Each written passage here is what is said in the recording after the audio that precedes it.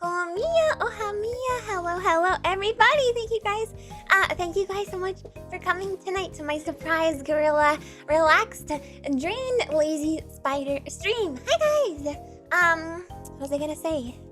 Oh, this is Tsunderia Gen 3 Dream even Spider Mama Amiya Aranha.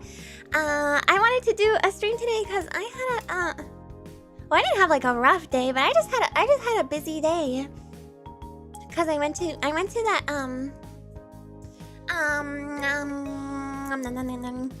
baby shower and everything, and there was a lot of people there, and there's a lot of people that I didn't know there, and I was kind of freaking out the whole time, and now I'm all tired because of it. So I was like, it'll make me feel better hanging out with you guys. Oh, Kamo, thank you for the 2 months. Oh, Hamiya. Hello. Baby shower, yes. My brother's wife. Well, my technically my sister-in-law, I guess, right? Is having a baby, and I'm gonna be an auntie. So that's what happened today. And I got all excited because people were giving like handmade gifts for the baby. So I got all excited about handmade stuff, and I was like, I wish I would have made something for the freaking baby because I didn't make anything. I just want splitsies on a gift with my mom and my sister. So, but it made me kind of want to talk about sewing stuff and whatnot. So hello everyone. Let me say hi to all you guys. Hold on. I think we got a new bucko as well. Yeah, David, thank you so much for becoming a bucko. That was earlier. Incisor, thank you for the 4 months. Did the baby take a shower or was it just a lie? I don't know why it's called a baby shower, but the baby's not even born yet. That's how baby showers happen. It's like to give you shower with gifts maybe. So it's like to make sure that the baby has stuff for when it's born, so you don't have to put too much stress on the new mama and the new papa. Yeah, you shower the baby with gifts, exactly. Okay, let me say hi to all you guys. Sorry, it's gonna be a little low energy tonight. It'll also probably be a shorter stream, but I thought it'd help me wind down if I got to talk to and hang out with you guys. So yeah, thank you guys so much for coming. Okay, hello to Jellyhead and D and Shrike and Roger and Wilson and Adrian and Conky and Espers and Putstorm and Guile and RJ and Jojo and Doggo and Belfagor.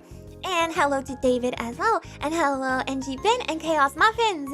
And hello Johan and hello Shelterhouse and NG Bin and Silver Myth and Maxter and Lone and No One and Nihuni and Hannibal Feather and hello Everfall and hello ZR and Wilson and Noah and Cloudy and Valiant and hello to Totally Not Chris and Rin and Panda Man and hello to Akatsuki and Nosnubor and Zukov and Goldheart Dragon and Cheese and Queen Ganyu and Roger and Temporal Paradox and Togi B and hello Uncle Red and Seven and Melancholic Frog and Roger and Ayla Mao and Optimum and Ace and hello to Nicholas Cage. Oh, are you having dinner right now? Maxter, no worries that you can't make it. Please enjoy your dinner with your parents. Hello Optimum and Greed and Jerry and hello Fatless and Tom and Sumptuous Potato and Ozred and Jebra. You're gonna send one of your sweaters to me so I can sew it. Oh, is it that kind of sweater though? Because sweaters are knit, right? So you might need someone who can knit to repair it. But if it's just like a knit fabric, then I can probably fix it. Unless it's like a hole. If it's a hole, I would have to darn it. And darning is kind of annoying. Hello Inyan, hello Cheese, hello Fu, hello Mr. Front, hello Incisor, hello Dan Prime, hello to Silho, hello Cosmic Spear, hello to Jason, hello Melancholic Frog. Hello, David. Hello, Bert. Hello, Optimum and Valiant. And hello to Panda Man and Red Ranger and No Fun Zone and Luis. And hello to Tomo and Ten Rose and Gary Snail and a Elusive Man and Mancan and Sydney and Kano. And hello to Eki Bert and Jojo. And did I get everyone? Maybe not quite. Mars, hello. Hello to Mr. D's. Hello to NG Vin. Hello to Koji Ohamiya. Ohamiya to Blargan. Hello to Iris. Hello to Temporal Paradox. Hello to Pudstorm. I feel like I must have gotten everyone. Hello, Big Guy. Hello, Fabricio. Hello to Bon Bombs. Hello, Scorch. Hello, Pakanan. Hello, Cecil. Hello, Amnesia. Hello, Indigo Fox. Hello, Choco Milk Tea. Hello to Darn It. Oh, I'll explain what darning is in a second. Hold on. Yeah, you guys are confused, huh? I'm already pulling out the sewing lingo. Hello, Lazim. And hello to Angelic and Yuki and Yuna. Or maybe it's just one of you. I'm not sure, but hello. Hello, Data and No Song and Weavosaurus and Alex.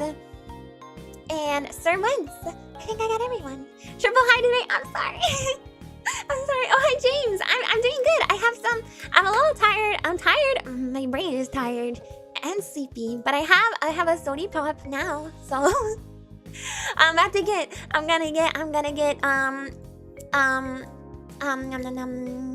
hyped up soon, maybe.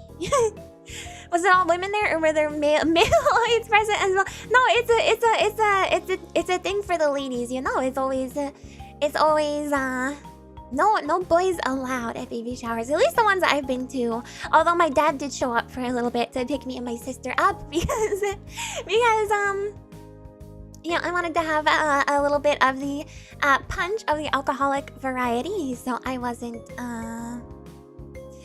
really looking to drive. But yeah, thank you guys for coming on such short notice. I really needed to wind down. Okay, so I just wanted to talk about, I don't know, I just wanted to talk to you guys. This is basically just an excuse to like chat and have a topic for me to and have a topic for me to kind of go off of. But I'm gonna talk about sewing, and I'm gonna show you guys like the type of fabrics I like, and what I do to pick like sewing patterns, and then how I cheat, and I sometimes don't buy sewing patterns, and I just figure it out myself, because sewing patterns are surprisingly expensive. Like, it's actually really expensive to make clothes. Yeah, it's really expensive to make clothes because if you don't get fabric on sale, the fabric's pretty expensive, and then the patterns can be really expensive, especially if they're like newer, nicer, you know, more quote-unquote trendy patterns. Did you learn about sewing on your own for cosplay, or did a family member teach you? I really wanted to learn on my own, but yeah, my grandmother taught me. My grandmother taught me. I wanted to learn to be able to make clothes and stuff. So that's what I did. I mostly learned myself, and then my grandmother taught me how to read and use sewing patterns and stuff. And I learned how to sew without a pattern by myself, because that's not really my grandmother's area of expertise. All right, let me switch over to my art. I have Clip Studio Paint open, so I'm gonna switch over to that so I can show you, so I can explain what darning is to you guys. Okay, hold on one moment. Lyrical Curry, Ohamiya. Yeah, sewing machines are very expensive. You wanted to sew yourself cat pattern sweaters. Well, the thing is, sweaters aren't really the type of thing that you sew. They're more the type of thing that you knit. And I'm not really that great at knitting yet. I would like to be better, but didn't clothes making suddenly become expensive since the advent of the AC time? Wait, what? The advent of the air conditioner times? I don't think so. Okay, wait, let me get switched over. I it's always been expensive. It's always been expensive. Okay, let me show you guys. So darning, let's say you have a sweater and you have a hole. Oh, I thought you were talking about my air conditioner after COVID. Yeah. It became harder to get fabric, I guess, because a lot of people were buying up a lot of different fabric to make masks and stuff. So it became a little harder to get that. Yeah, I weave clothes too, exactly. We talked about a sewing stream a while ago, and here we are now. Yeah, this I'm not actually gonna be sewing though. I'm just gonna be talking about it. A Berserk Rage, hi, oh Amiya, everything good today? Yeah, I'm just tired. I just had a day of, you know, having to be social and stuff, and I'm not good at that sort of thing, so it really drains my energy. So now I'm taking, well, I'm not taking energy from you guys, but I'm getting energy from you guys. So thank you. Okay, so let's say you have a sweater, right? So this is a sweater. Wait, let me put my stabilization up. So this is your sweater. Okay. Oh, I screwed up. And then maybe you have a collar, you know, on your sweater, like a ribbed collar or whatever. And maybe you have some ribbed cuffs. And ribbed, by the way, is just the word for, you know, if it has like lines in it, I guess is the best way to describe it. I would search ribbing if you're not sure what it is. Yeah, the Bucko Spirit Bomb. Yeah, the Genki Dama. Genki Dama. Your mom still has her singer. I actually have a Genome sewing machine. And it's kind of a basic one. But it has cherry blossoms on it, and it's like pink accents. It's so cute. And then I have a more like industrial one, but I like to use my pink Genome sewing machine because it's just so adorable. You can feel free to drain our energy if you can. I don't want to drain your guys' energy because you guys use your energy too. I'm just talking about, you know, I get energy from you guys in a good way. Like folds, it's more like ridges. More like ridges. Gnome. Janome is the name of the brand. Okay, so let's say you have a sweater and you have a hole in it, right? Or a big old hole. Well, I guess a big old hole is probably not the best thing to darn. But what darning is you basically, you make like what's the best way to describe this?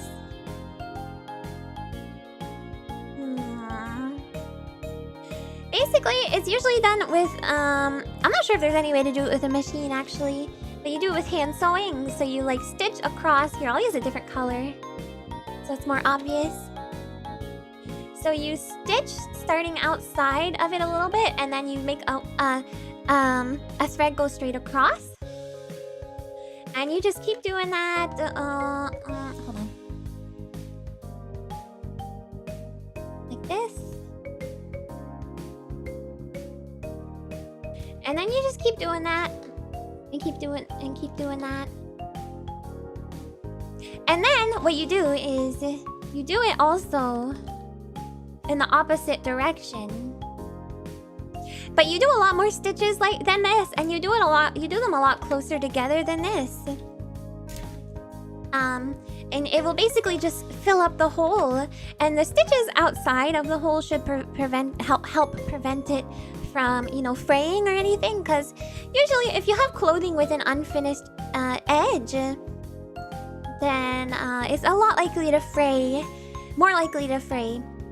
So you basically fill in all the gaps with thread, and you're weaving as this is happening. So you're not just going one way and then over it the other way. You're doing like a weave. Do you guys know what weaving is like? It's kind of hard to describe how it works, but I can kind of draw it like a basket basically. Like you go over and under. I could use a better color actually. Like you go over and under like this. See?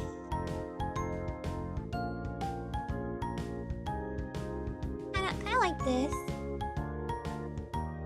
And then if you do that close enough together, it's gonna fill in the holes. You know what I mean? Is the darned area very weakened afterwards?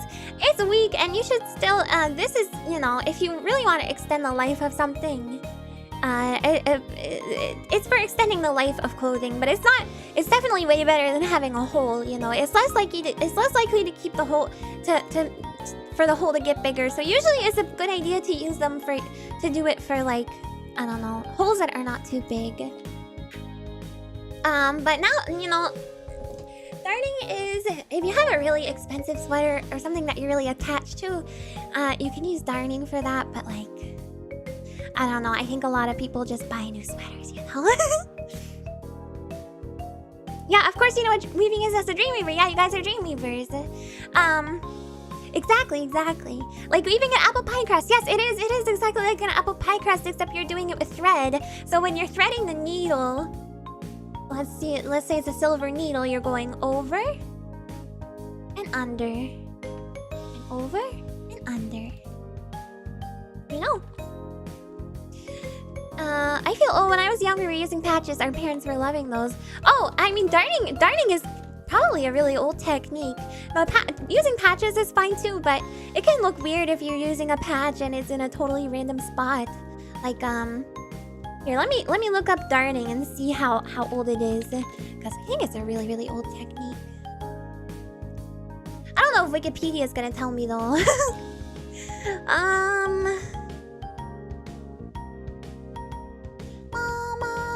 It's a simple... Okay, here's an interesting one. Pattern darning, which is when you darn like patterns. I can show you. And I guess you would just use, you know, different weaving techniques and different colors of thread. I made a really unnecessarily large canvas, but here you go, you can see. This is pattern darning. And apparently this is an ancient embroidery technique. It doesn't say exactly how old it is, but you know. I would say, if anything, patches are maybe the more recent thing. But I could be wrong. I don't actually know. I'm just making stuff up. That's a big patch. Well, this isn't a patch. This is just an example of like weaving. You know, weaving different patterns. So I was looking at some fabric earlier. What I really want to do is I really want to make like dresses and stuff. I really want to make some dresses for the summer. So I'm gonna do that as soon as I can get myself to a fabric store. But I was thinking, I could actually probably, you know, like order some fabric online. I've done that before. It's not ideal because it's good to like feel the fabric because you want to know what kind of weight it is. But the site I was looking at,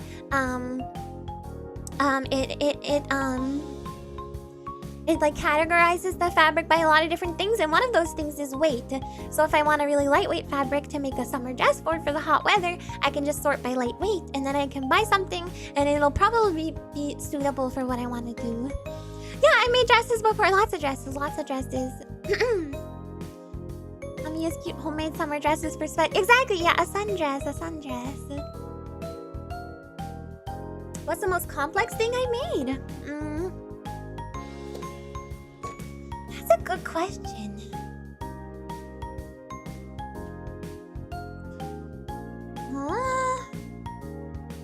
I don't know.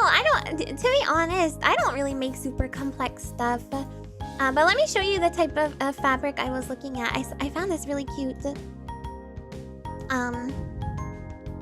It's like a cherry blossom kind of fabric. But the thing about it is it's kind of busy because the pattern on it is kind of small. Hello. Sorry I'm late. I've been networking all day. That's okay. What style of dresses do you want to make, and do you have a dress form? I do have a dress form, but I don't use it nowadays because I'm not usually making anything that's complicated enough to require a dress form. A dart enjoyer? You know what? More than darts, I enjoy like princess seams. So princess seam is kind of hard to explain, but basically, for certain types of clothing, for example, if you're making a shirt or something, like this is the basic shape of a shirt pattern piece for a blouse or whatever. And like sleeves look kind of like this. A sleeve pattern piece looks kind of like this. And then, so for things like this, to make it, cause you know, us ladies have, you know, curves. Cause us ladies have curves. You have to. If you just keep it as a flat shape, it's not gonna fit to your body, you know. So you have to do something to make it three-dimensional. So the way a lot of people do that is with darts. So how darts work is you will kind of sew. I'm bad at explaining this stuff, but you'll kind of sew you can cut a wedge and then you can sew the two ends of that wedge together. So then what happens is you end up with something that is like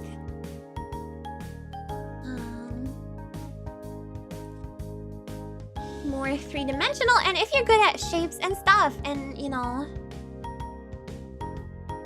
geometry and whatnot, you'll definitely be able to think about this in terms of like shapes and spatial awareness. It's kind of hard to explain though. I guess I can show you guys actually. But basically you're cutting out an area of fabric and then sewing it back up to make it like a more 3D shape. Let me try and find a picture.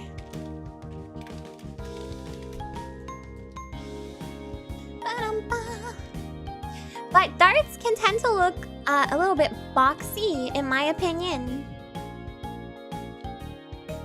Okay, so here's the end result of a dart. So the picture is kind of fuzzy. Oh, Alex, thank you so much for the super chat. Thank you, thank you. The picture's kind of fuzzy, but basically all it is they've pinched these two pieces of fabric together. Or the two areas of fabric together. So here's the pattern piece, right? You can see there's this wedge.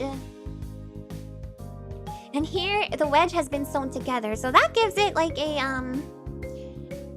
that gives it a 3D type of shape. It's hard to explain.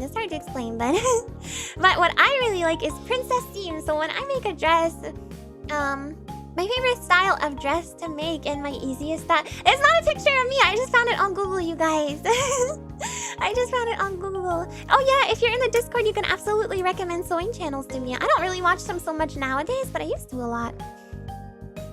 It makes more space. Well, technically, you're taking fabric away, right? So it's technically less space.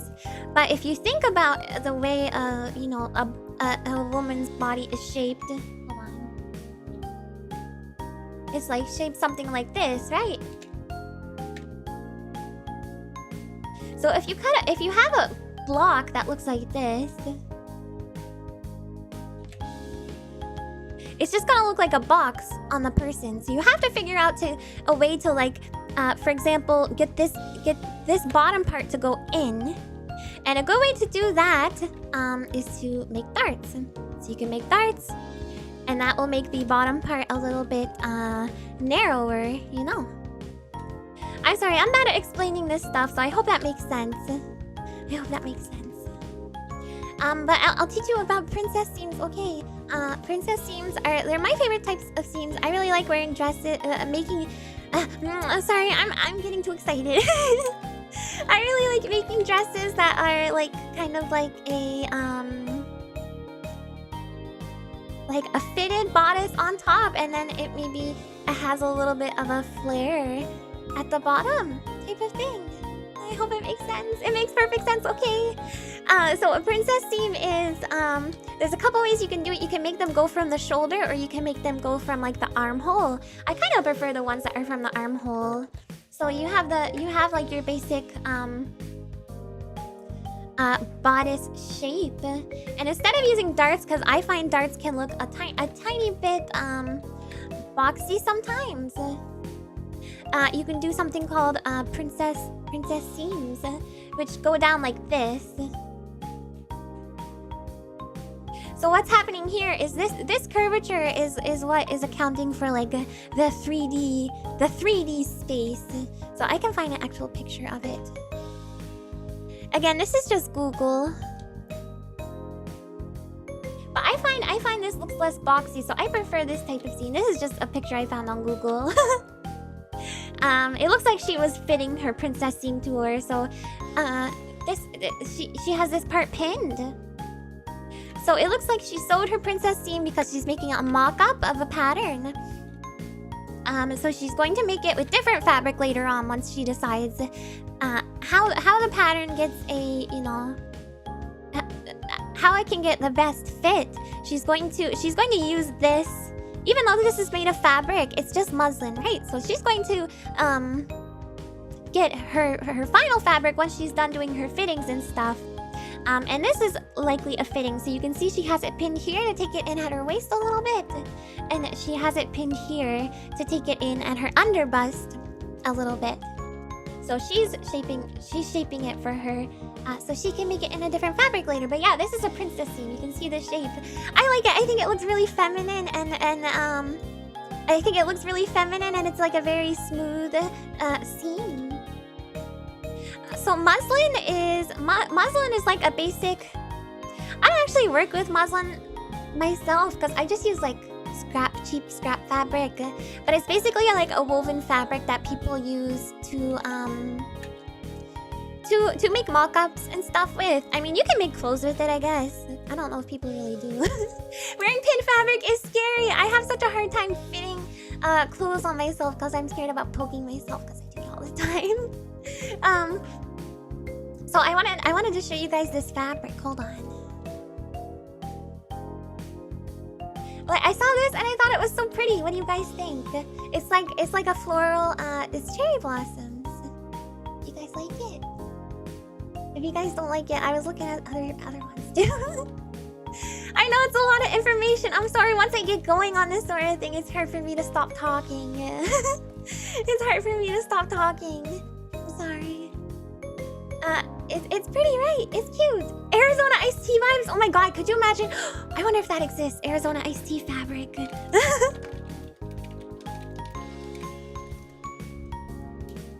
So I think this will look really pretty as like a wrap dress, or maybe just a skirt because it's a little bit busy.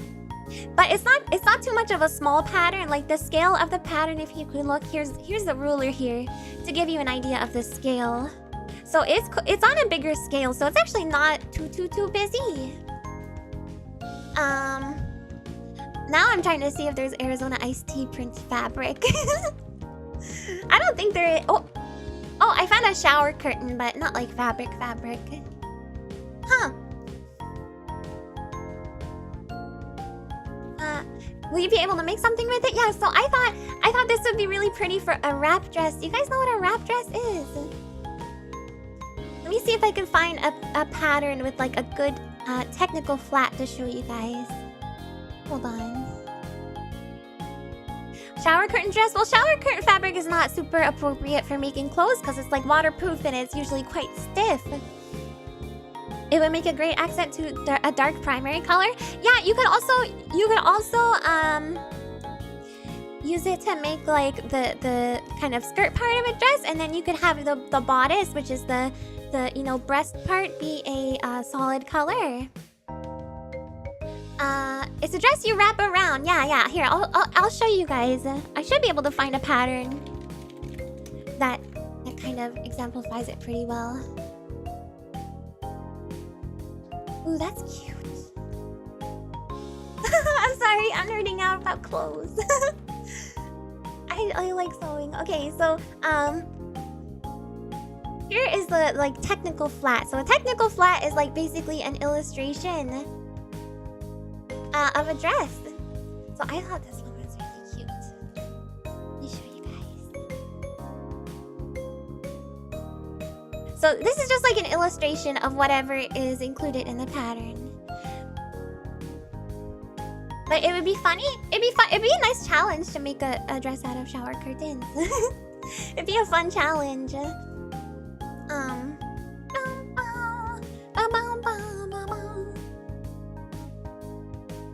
Oh yeah, someone said earlier, of course Ami likes the princess themes. It's not just because of the name. It's because they're really, I think they look really feminine. And they accentuate your, they accentuate curves very nicely. Kind of like my current dress. My current dress is not a wrap dress. I would describe my current dress as If I had to describe my current dress in like sewing terms, wait, I'll make myself bigger so I can show you guys. So if I were to describe this dress in sewing terms, it's basically a... So it has a, You guys can't see my mouse, huh? This is gonna be confusing. So okay, here, I'll just zoom in. So it has a yoke. So you see this transparent lace part? This transparent lace part is called a yoke. And then there's the heart cutout, which you can actually do. You just have to stabilize the fabric around the border of the heart cutout. And my dress also has a collar. It also has a ruffled collar, and it has a ruffled... These are called flutter sleeves. So it's not a full sleeve. It's like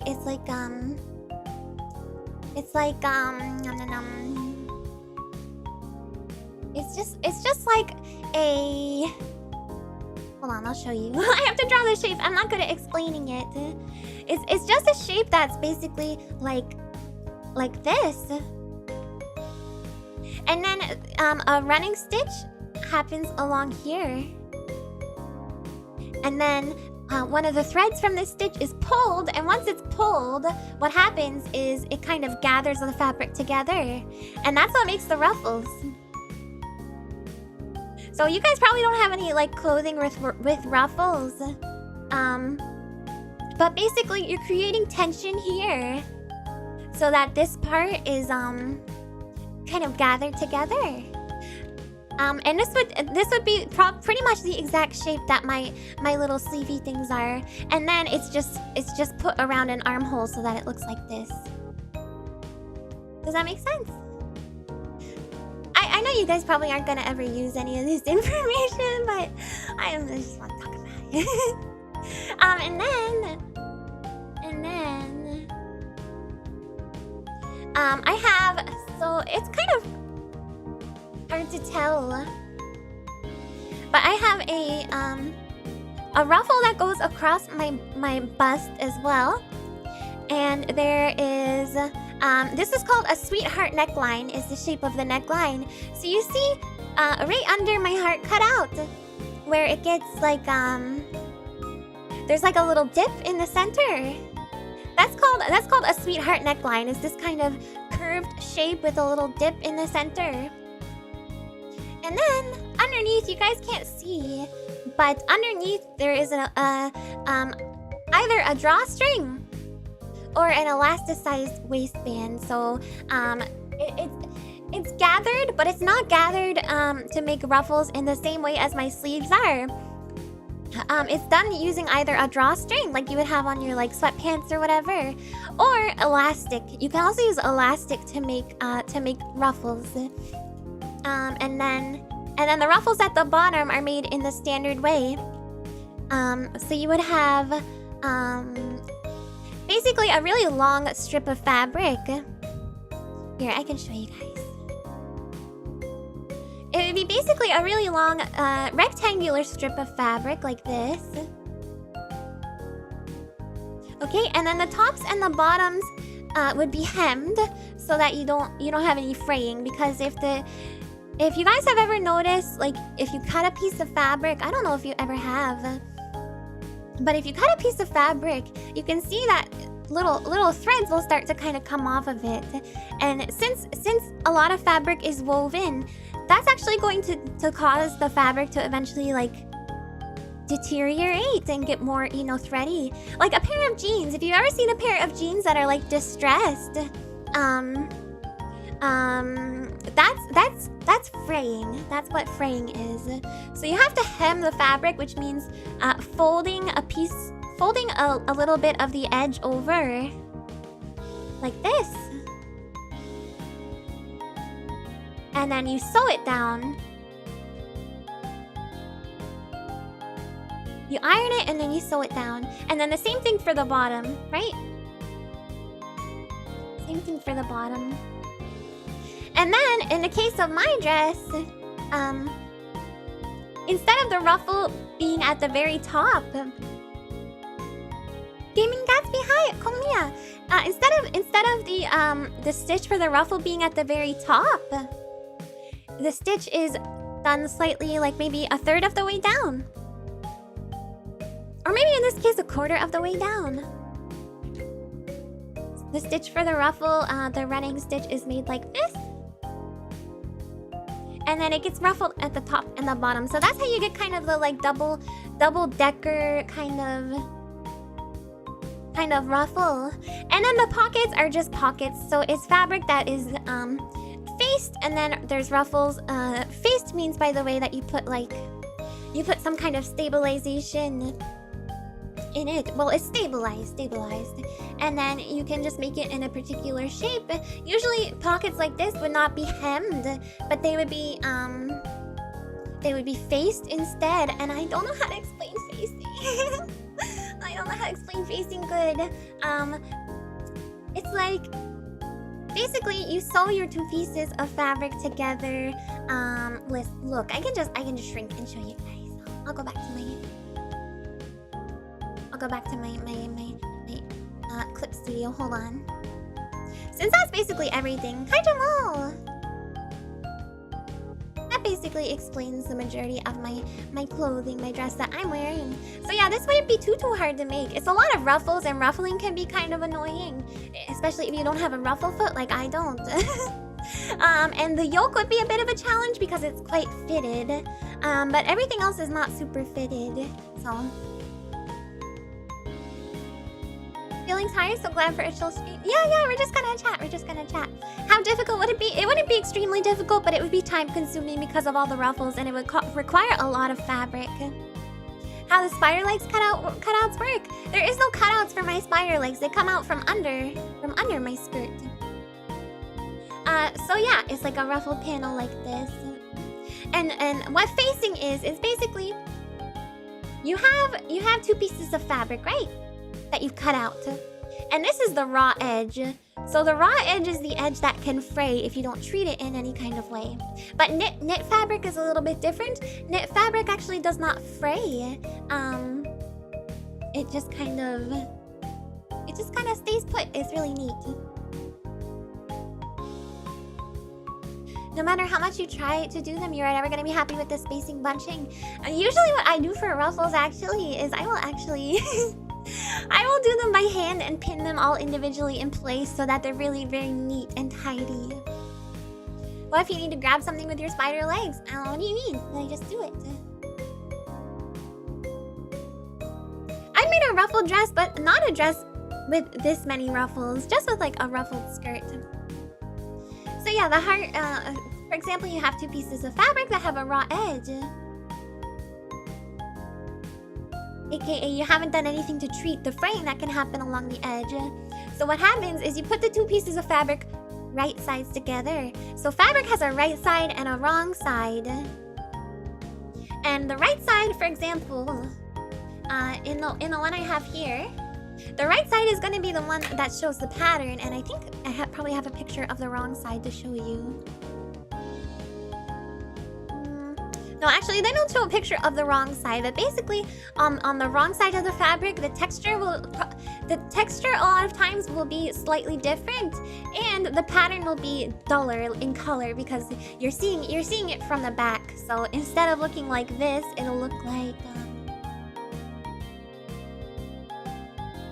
instead of looking like this, it's gonna look more like this from the back. It'll look a lot faded.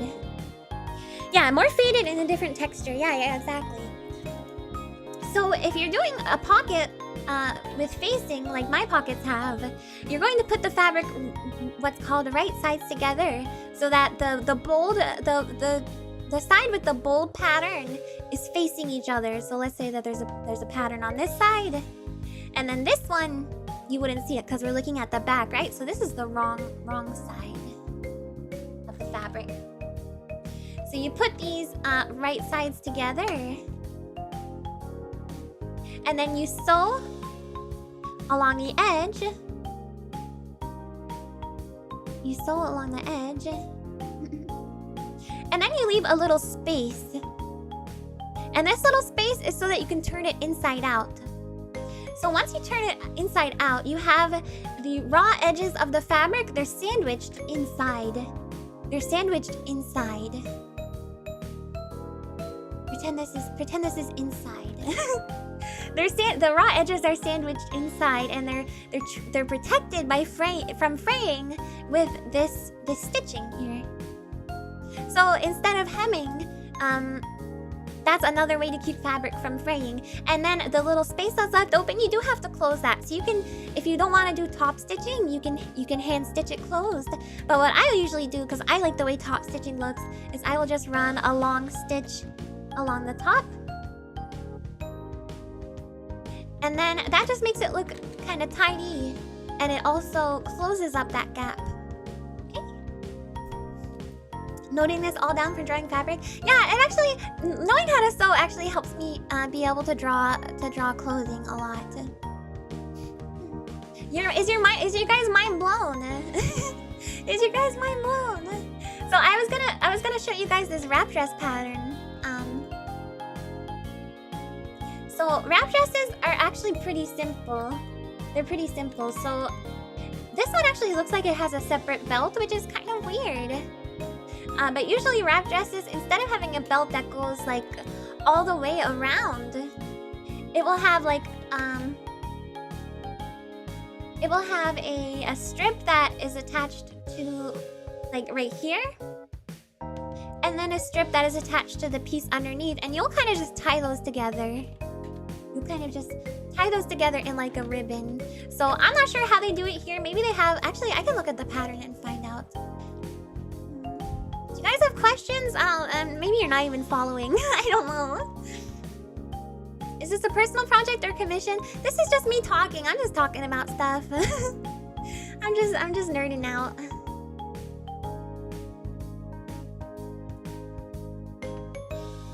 Okay, so let's see. This pattern requires a... Oh, what the heck? Oh, this is not in English. Why?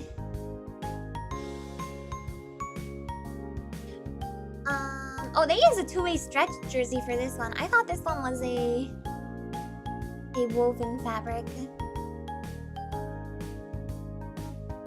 Yeah, it's not clear for me just looking at the back of the pattern how it closes, because they don't show any of the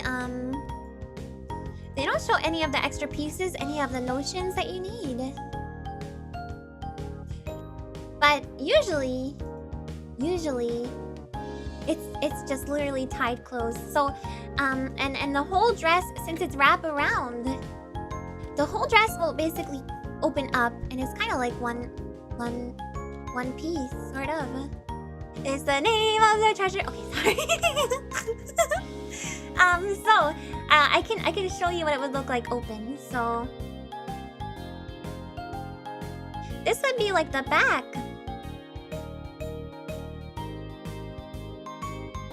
And there would be straps. So the back would look like this. And then the front is actually the sides in the piece,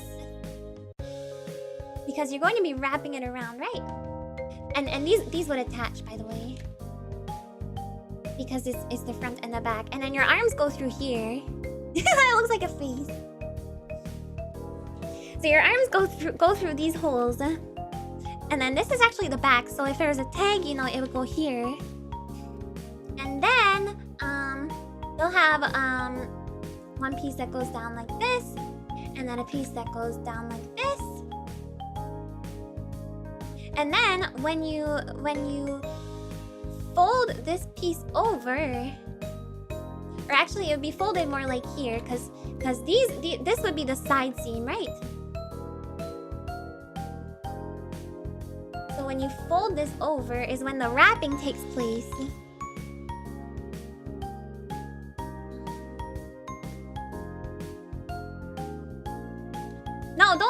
No copy, no copy.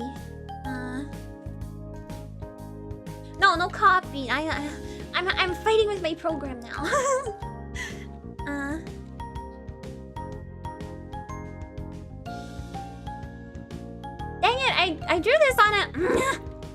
I drew this on a non-transparent layer. There's like a white background. So it's hard to show now.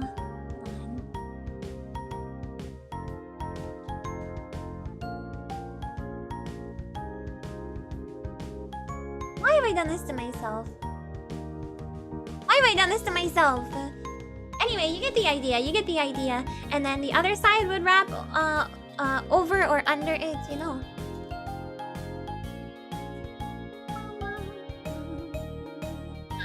Oh, it's transparent over here though! For freak's sake. But this is how it looks like when it wraps around. So you can kind of see. It's very, very messy. And this will be underneath, so you guys won't be able to see it. But you can kind of see how it resembles the this right here. Except instead of these curving around, they now kind of just curve to the back. And then your arms come through here. Does that make sense? And then you'll have a tie. You'll have a tie that ties here and here.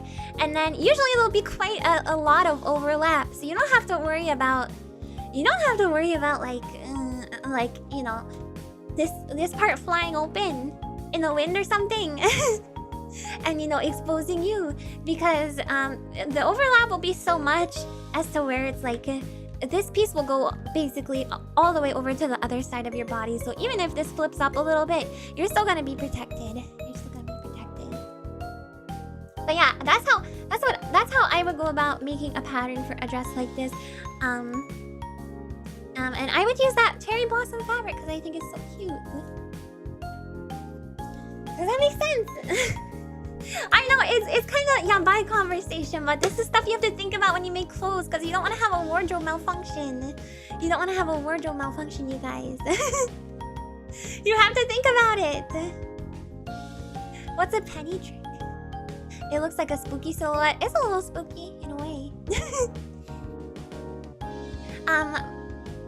I kind of want to add some tailoring aspects into part of the story I'm writing now. Oh, what kind of stuff? Maybe I can explain it. So there's not much that actually keeps it stitched together, no buttons or something. No, it's usually just the ties. But if you feel anxious about that sort of thing, you could always add snaps. Or you could add like a hook and eye, where a hook and eye is like, I'll just show you. It's easier to show you than try and explain it. And it's usually on women's clothing, I think. But a hook and eye, it looks like this. So this is the hook. And then the eye... Or no, this is the eye, sorry. The eye. This is the eye. And then the hook actually looks like a hook. So it kind of... If you're looking at it in a 3D way, it's just literally a hook. And there's two little like... There's two little holes here, and you sew it here, and that's how you attach it to the clothing. And this is just a type of fastener.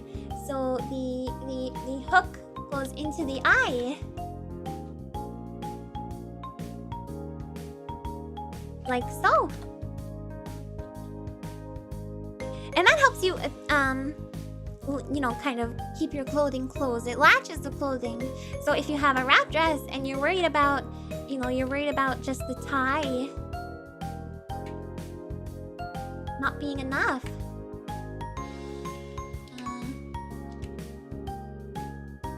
You're worried about just the tie not being enough. You could always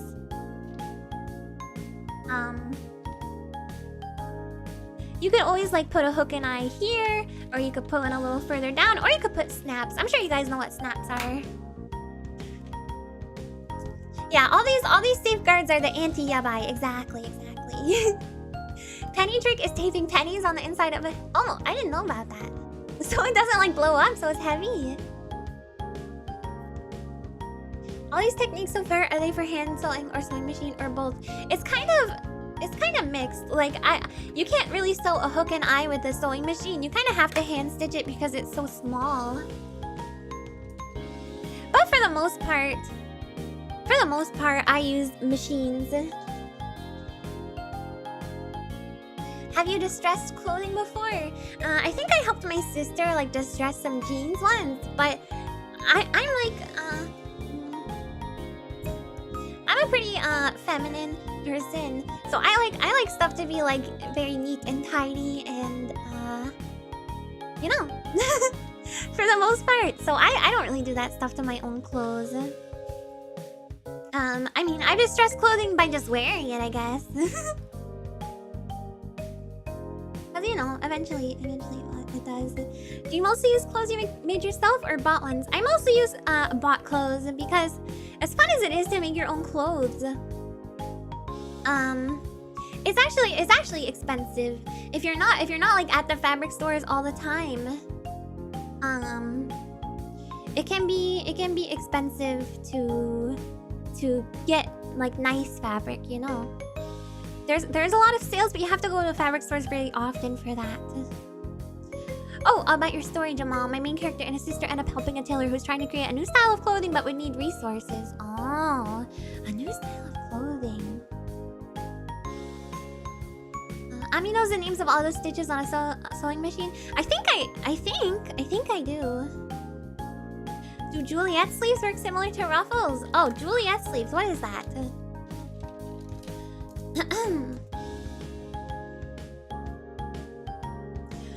Oh, I call these I know these as mutton sleeves. I know these as mutton sleeves. Like this, right? Like this sort of thing. That's a Juliet sleeve. Mutton. Have you guys ever had mutton? I know these as mutton. I guess mutton sleeves are like a little bit more intense. And they're probably not made in the exact same way. I could find a picture of mutton sleeves, probably.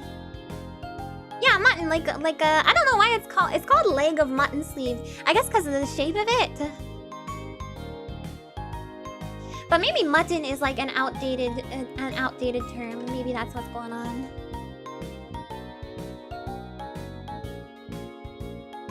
And these are mutton sleeves. These are a lot more intense. So how you would do a mutton sleeve is... Excuse me. I've been doing so much talking already. I've been doing so much talking. It's so fun to talk about this stuff. Any hobby is expensive, and this is a useful one, so you shouldn't feel bad about paying a bit for nice fabrics. It's not that I feel bad about it. It's just that, you know, you gotta think about money and like where you need to spend your money, you know.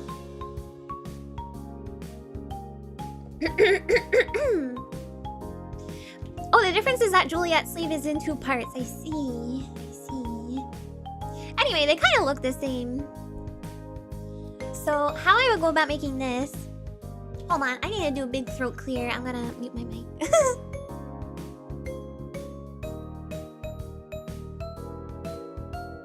Okay, sorry, I'm back. I'm back. I have more clips. Hi. So... These sleeves are like, so your normal sleeve, your normal everyday sleeve pattern is gonna look a bit like this. Okay, so basically this is where your shoulder goes, and then these parts attach together in a tube to form where your armpit would be. Okay. And a short sleeve is the same thing. It's just shorter. It's just less fabric added to the end. And so a common method to make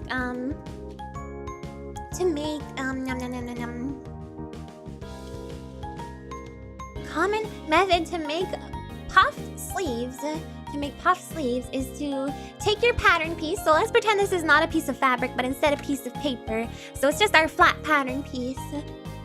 So you would take that piece and you would draft some lines like this all along the sleeve.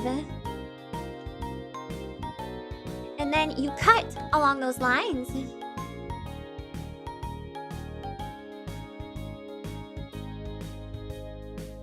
You cut along those lines like this.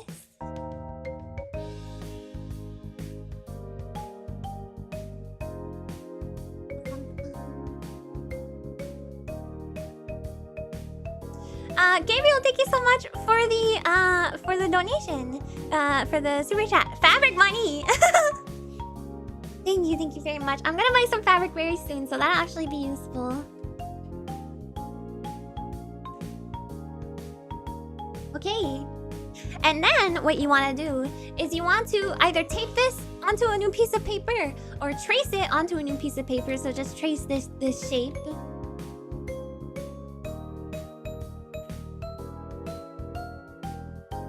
Amiya Aranha. And then connect where the gaps were before. This.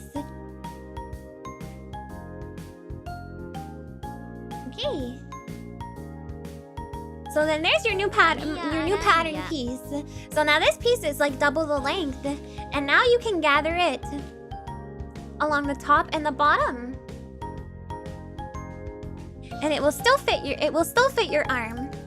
You just have to gather it to like half the size. If you double the length, gather it to half the size of the full pattern piece.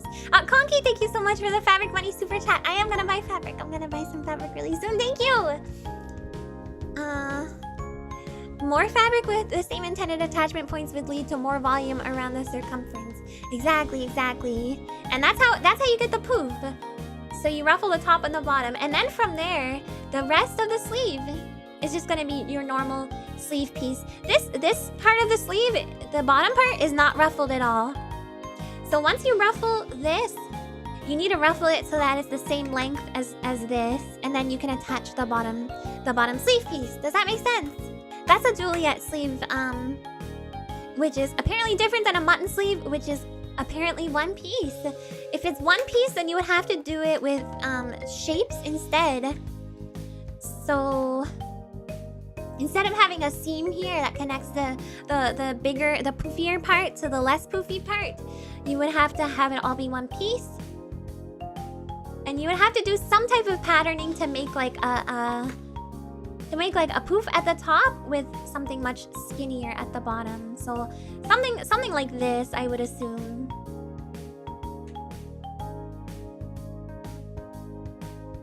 And this is just a guess. I've never made mutton leg sleeves. But this is kind of what I would guess the piece would have to look like. Pete, hi, Gomiya.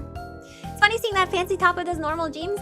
I don't like this top. I don't really like this top. I don't think it's like, I mean, maybe the problem is just that it's not fitted to her very well, because the sleeves look really baggy and they're pulling down on the puffy part a lot. Like, I don't think it's the best fabric to make puffy kind of sleeves with. Yeah, in my opinion, this is a kind of an ugly top, but do you usually buy places like Joann or stuff, or are there cottage industry sellers for fabric that you like? I have a local chain that I buy fabric from usually. Yeah, the top is super gross, and it's also made from a fabric that's called well, it's velvet basically, but it's velvet with like a pattern in it, which is weird.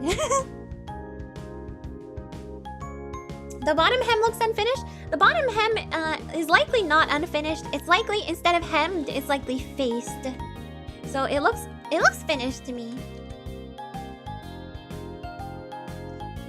So here, let me look up an actual mutton sleeve pattern to see how close I was. I'm very curious.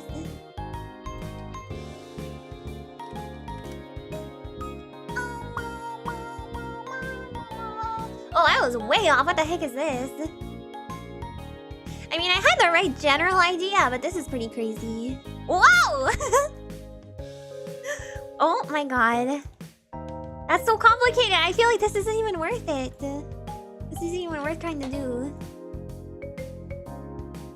So here's what they do. They have, so there's your like regular sleeve pattern, right? The one I described earlier. And they're like, you have to make a cut here, here, here, here, here, and here, and here, and here, and here. And you have to spread it out like this. And then I guess that's your new pattern piece, or maybe these are supposed to be darts? I don't know. I don't know what they're expecting you to do. I have no idea. I have no idea. I would never, I probably wouldn't bother to attempt this ever. Maybe it's not as complicated as it looks, but I don't know. I just feel like that's way too much. So I was way off as my guess of how you make a mutton sleeve. Yeah, it's like fabric origami. Oh my god. Someone held the form a little too long. Yeah, they went too far. They've gone too far this time. Those clothing makers have gone too far. I wanted to show you guys another pattern I really like. that I'm thinking of maybe I want to try and get it. It's very, very girly. It's very, very girly. Okay, so you know, just be warned. Just be warned. So, oh, the interesting thing I didn't explain too is sewing patterns. If you buy a lot of sewing patterns, usually how it works is a single pattern will not just be to make one single dress, but it will have a couple of variations on style inside. So, this one is an example of that. So this has view A, view B, and view C. Okay. So view A is a longer dress. It has a belt. It's like a maxi length dress, so it probably goes down to your ankles. And you can see you can see the princess seams here. We talked about those earlier. And they also have a center seam. And oh, and this shows darts too. So in the back of this one, instead of having princess seams like the front, it has darts instead, because your back doesn't have as much curvature as your front, of course, if you're a lady. So darts is definitely an easier thing, a better thing to use in those circumstances. And there's a seam that goes down the back as well. And then you can see in view B, there's a slight variation, so it looks like it's a different length. And they added a ruffle to the bottom. And they added a flutter sleeve. And then C is almost the same, except it's shorter. There's no ruffle at the bottom, although I'm sure you could add a ruffle if you wanted. And it also has the flutter sleeve. And the belt is the same for all of them. So you can add the belt or not if you want. And in the back view of B, you can see that this has a zipper. So this is how this one stays on. It's just a zipper. But I really like C. I like this shorter one. And I do actually like the flutter sleeves. People might think they're a little bit too much, but I think they're really, really cute. Have you ever tried making Eastern style clothes like a yukata? No, I haven't. I feel like those things you're better off just buying them unless you can't. I don't know. There's a lot of like technique that goes into them. You're definitely a fan of relatively simple summer dress style. Well, for summer it has to be simple, you know, because it's hot in the summer. To the uninitiated, this is a management wants you to spot the difference moment. Wait, really? But I think it's obvious. Like, these are different lengths, and this one has a ruffle at the bottom. Yeah. I don't know. Sorry if it's not. I'm not good at explaining this sort of thing. I love how this pattern incorporates the things you taught us earlier. I didn't plan it that way. I just already talked about a lot of stuff. Long skirts are beautiful. Feel so long since I've seen a nice looking dress with a nice skirt. I do like long skirts as well. Like if you're having like you know, maybe a night barbecue or something. Did I say meow? I probably did. Simple dresses for when it's simply too hot outside. Exactly. Alex, you have to meet up with friends. Okay, see you. Thank you so much for stopping in. To the uninitiated, they're thinking, why is the middle one further away? Meow.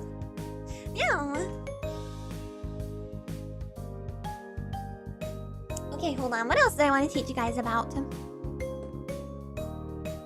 Maybe about like the differences between.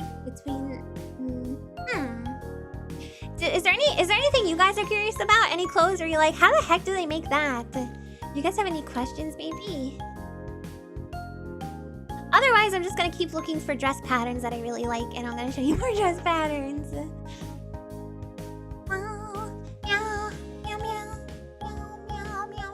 I'm just scrolling through the pattern site right now. I don't know why my throat is so sore today.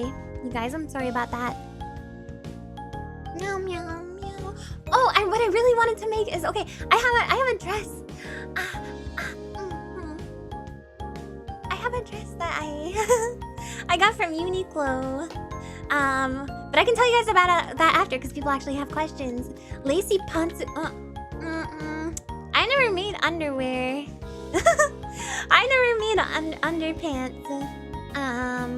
But from what I understand, there is something called what is it called? Elastic binding, maybe. Elastic binding tape, maybe? Hold on, what is it called?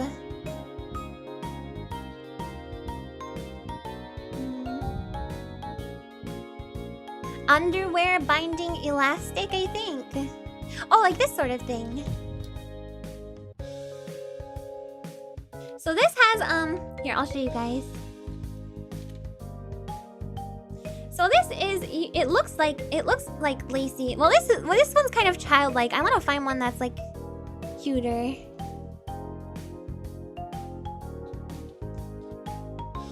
Okay, here's a cuter one. Here's a cuter one. So you see how this looks pretty much like lace? It's not actually lace. Well, it is lace. It is lace in appearance, but it's actually also elastic. Yeah, don't forget a pin in your underwear project, or any project for that matter. So it's an elasticized lace. So this is actually stretchy. So when you make when you're making underwear, it has to be a little bit elasticized at like the well, for most types of fabrics, it has to be a little bit elasticized at the, you know, like leg holes and the waist. But using actual elastic is like it's too bulky, and it's not, because underwear should be like delicate, right? So it's too bulky. So how my understanding of underwear works is that if you wanna like use like a hold on. If you want to use like a lacy fabric,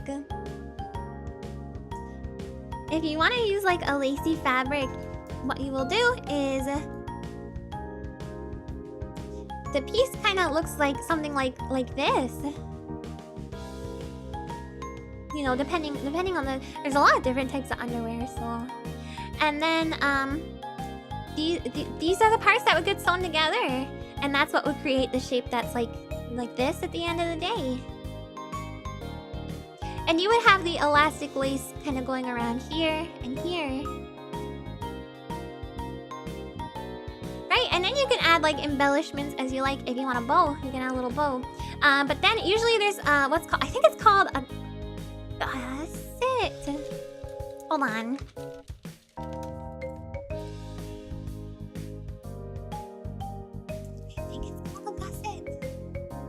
It is called a gusset, but apparently it's like colloquially known as a pocket, but it's actually a gusset. So this is like a piece of cotton that goes here, because if you're using a non-cotton fabric, that's not good, right? You have to put something, you know. Anyway.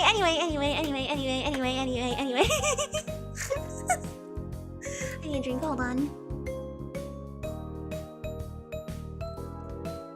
It's not comfy exactly. But I've never made, okay, I just want to clarify, I've never made underwear before, so I don't actually know. That's just my guess. Someone else had a question. Let me try and see. Oh, the stitching on jeans. Yeah, so the stitching on jeans is very interesting. Victoria's actual secrets. Yeah, Victoria. This is what Victoria does not want you to know. So yeah, let me. Oh shoot. Let me show you guys about jean seams. The seams they do on jeans. So let me try and find a picture.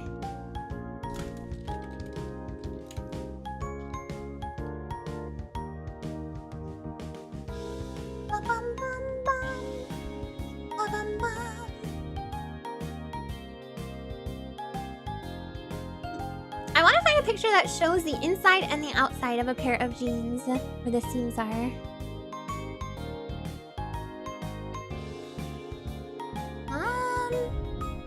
Oh, this maybe. Oh, but these aren't flat felled. Hold on.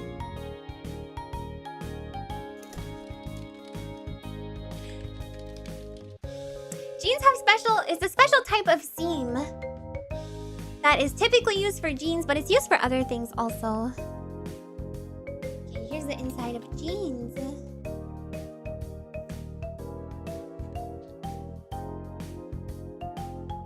So I mean, if you guys wear jeans, you probably know what the inside of a jeans a pair of jeans looks like. And then on the outside,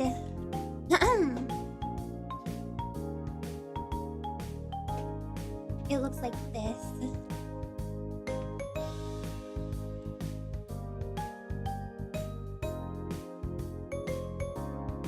You watched a video on how Japanese denim jeans are made? Oh, is that different? I wonder if that's different. So then this is the outside. So you have your like, your like gold stitching. Yeah, these type of seams are really durable, which is good for denim or anything that's kind of like denim because I don't know, you want it to last. Yeah. So how these are done is it's the same type of seam as I was explaining earlier. So you put the right sides of the fabric together.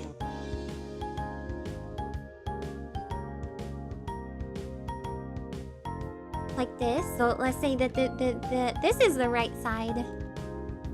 Right? And then the right side for this one you can't see because it's not facing us. And then you would do your stitch like normal to make the seam to attach the pieces together. And then on most commercial pairs of jeans, and probably, I don't know if anyone makes jeans. I would personally never bother to make jeans because I feel like that's really difficult. But on commercial pairs of jeans, they will protect the edges from fraying more by using a serger. So a serger, or is also known as an overlocker, it kind of, it's hard to explain. If the shirt you're wearing right now, take a look at the shirt or whatever that you're wearing right now. Take a look at the inside, okay? I'm doing the same thing. You see how the seams look kind of funny? Like there's a bit of a loopy bit, and then it kind of traps the edges of the fabric inside of it. Maybe with the knowledge Ami dropped on us, we can create more a sophisticated design than the one from her design sheet. I mean, you can try. Oh god. Right up until you get designer jeans that may as well be made out of tissue. Wait, what? I thought designer jeans are supposed to be more durable. Denim would be impossible to sew without a sturdy machine. Not necessarily a machine, but you definitely need a sturdy needle. There are specific needles made for denim. Where did you learn all this? I wanted to learn how to sew, so I just looked stuff up and learned about it and tried it. Yeah, it's like a zigzag, but you can see how like the edges of the fabric aren't actually exposed. They're kind of trapped inside of that zigzag. Do you know what I mean? If you look at your own clothing seams, that's typically what's happening. So that's a measure to keep it from fraying and to make it last longer. So that's what this is. This is a frayed edge. And then so when you have a seam, so this is after I've sewn the two pieces together, right?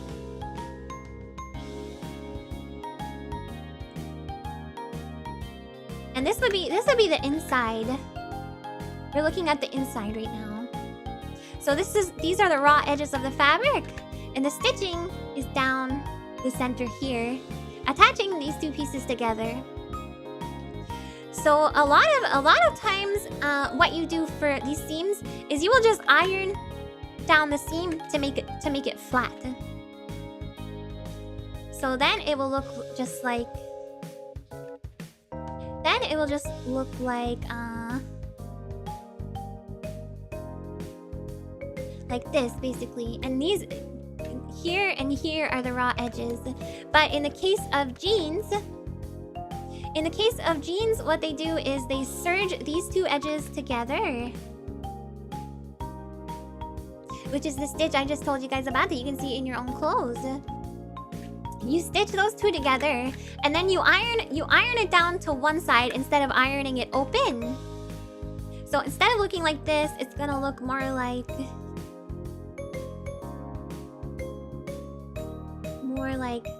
this. Like here is the stitching, right, of the seam. And then instead of being ironed open, it's ironed to the side. And then that's when you do this decorative Well, it's decorative, but it also serves a function. So it's a decorative top stitch with this gold thread. And this type of thread it's different than regular thread that you use to put seams together. It's a little bit thicker. It's kind of more like an embroidery thread, but not quite as big as embroidery thread. And then you sew so here is our seam, right? There's where it's been stitched. And on the other side of the fabric, on the right side of the jeans, you will sew it down with that orange or gold thread here and here.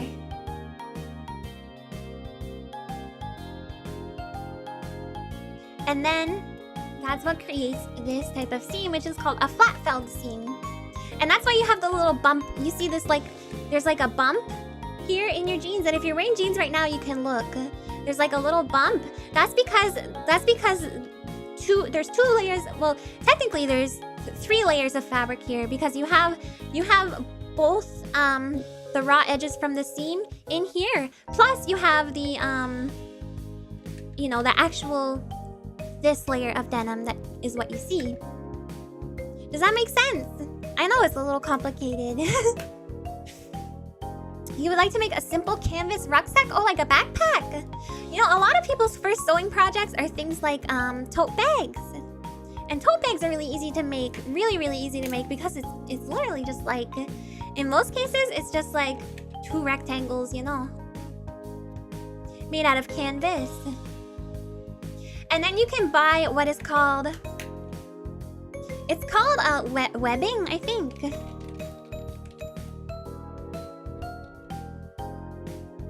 Yeah, it's called webbing. So not the type of webbing that I make. The type of webbing that is like, that you find on backpacks and stuff. As soon as I show you guys a picture, you'll know exactly what I'm talking about.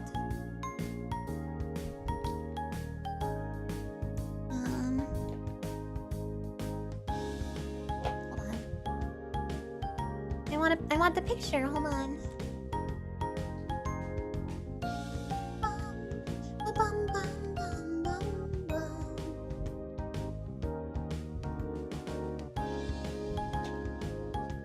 So this is webbing. This is nylon webbing, which I think is the most common kind. And then that's usually used to make like the handles of the bag. So basically you just sew the 2 pieces of the rectangles together, and then you have your webbing loop like this on either side. And you can hem the bottom of your webbing so that it's underneath the end. And then what a lot of people do for tote bags is they will make kind of like, I feel like it's mostly decorative, but maybe I'm wrong. What they will do is, see, this is the webbing, this is the strap. They will sew a box like this. And it will have a cross in the middle. Like that. And if you look at your backpacks and bags and stuff, you would probably, if they have webbing, you would probably actually see a similar stitch used on that. I promise to use this new knowledge only for good. I don't know how you could use it for bad. I mean, it's just strictly like useful information. Mole webbing? What is mole? Like guacamole? Wait, let me... Oh, this is like, oh, modular lightweight load carrying equipment. Webbing? What? What is this? Oh, yeah, it is this. It is this. It is this. You're actually you're completely right. This is the mole webbing. It's the same stuff. Oh, and there you can see the box with the X. See, I told you. See, so this is what you guys, this is what I ended up putting all of my brain power towards.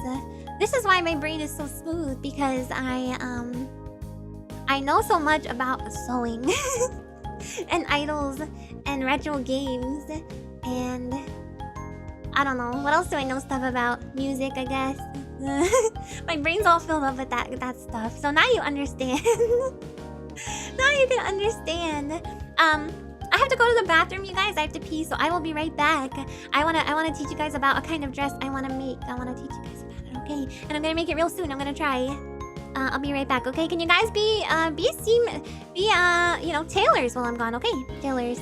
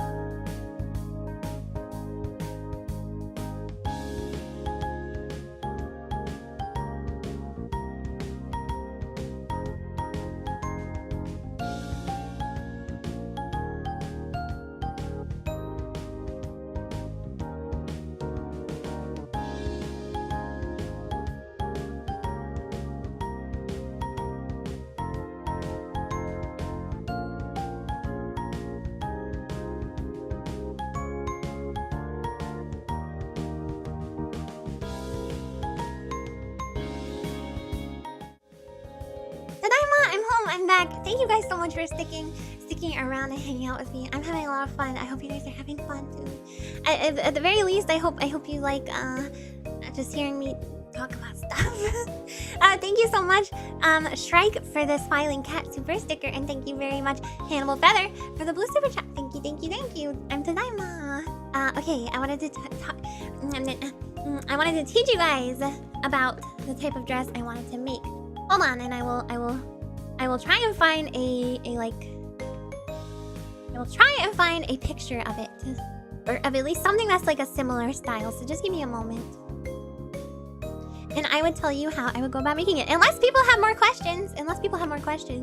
Oh, but yeah, now this is what I was gonna say. Well, I was thinking about this in the bathroom. So now you guys know that you know, when I say I'm a weaving spider, you know, it's not just you know, lip service. I actually do. I know my stuff. I know my stuff. So I'm happy to have a stream like that I can, you know, finally show you guys all the stuff I know. I'm glad you guys are having fun. Oh, a ball gown design. Ooh, I don't know if I'd be good at ball gowns. Why are you so... I'm not... Why are you guys so cute? I'm just always gonna say that back because I have no response to such a question. Your brain is very wrinkly to me. Oh, no. No, don't say that, but thank you. Just what things you're passionate about. Thank you. Like, Jean has a stitching pattern. Does leather clothes also have its own pattern for it? Leather clothing? You know, I'm not actually sure because I don't... I've never sewn using leather.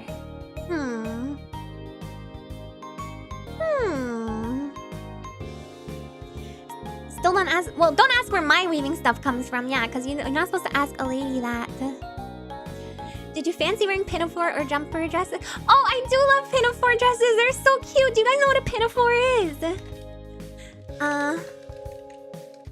So leather... So it depends on what you're talking about. If you're talking about sewing like a leather jacket, then you can probably do that with an industrial machine. If you're talking about making leather goods, there is like special tools for that is totally separate from sewing. Oh, let me guys show you guys a pinafore. They're so cute. I love pinafores actually. I've made pinafores before.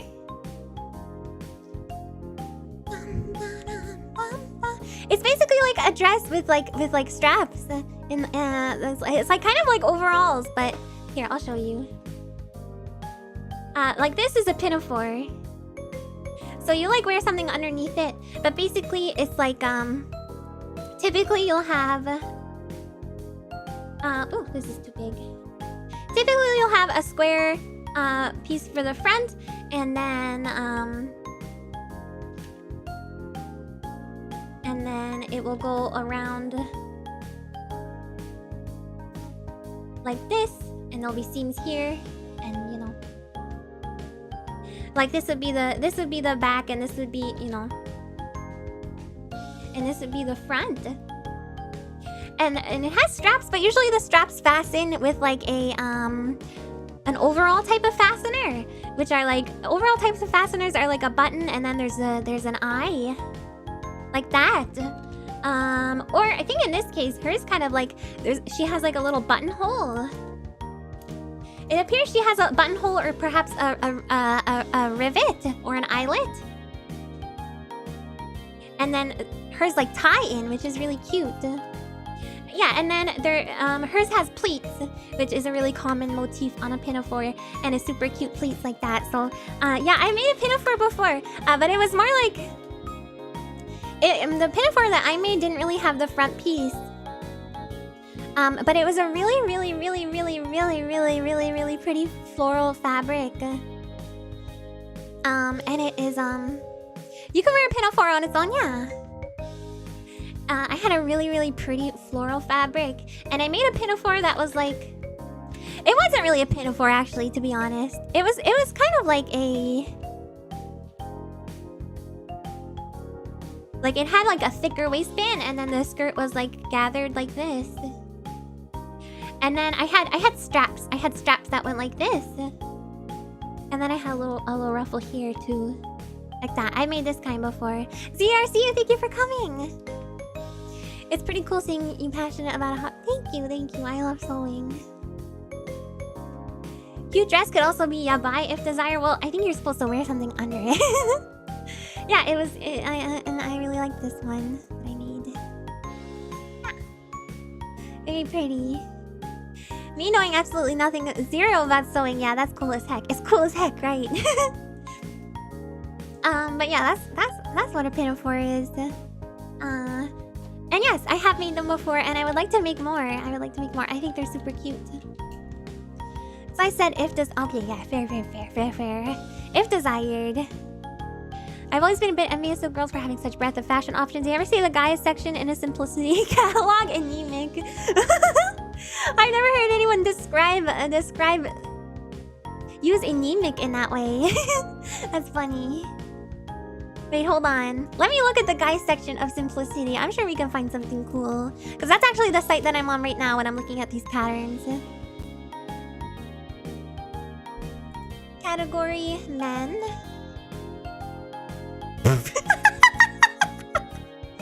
What is this? Wait, is this actually... I mean, this doesn't look... Oh no, he has half of it tucked in. Oh, I was so confused. Oh my god. I thought this was like... It wouldn't necessarily be bad if it were asymmetric, but... but it kind of... It looks weird with this type of fabric being asymmetric in my humble opinion. Hold on, I'll show you guys. I thought this shirt was like...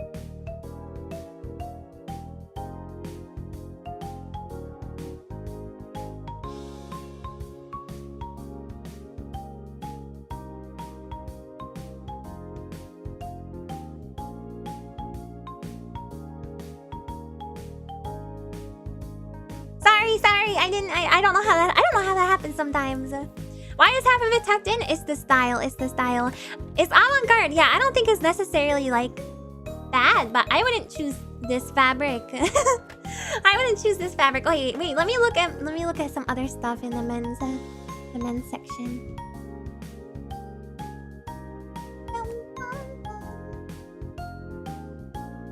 Ooh, there's some fancy vests.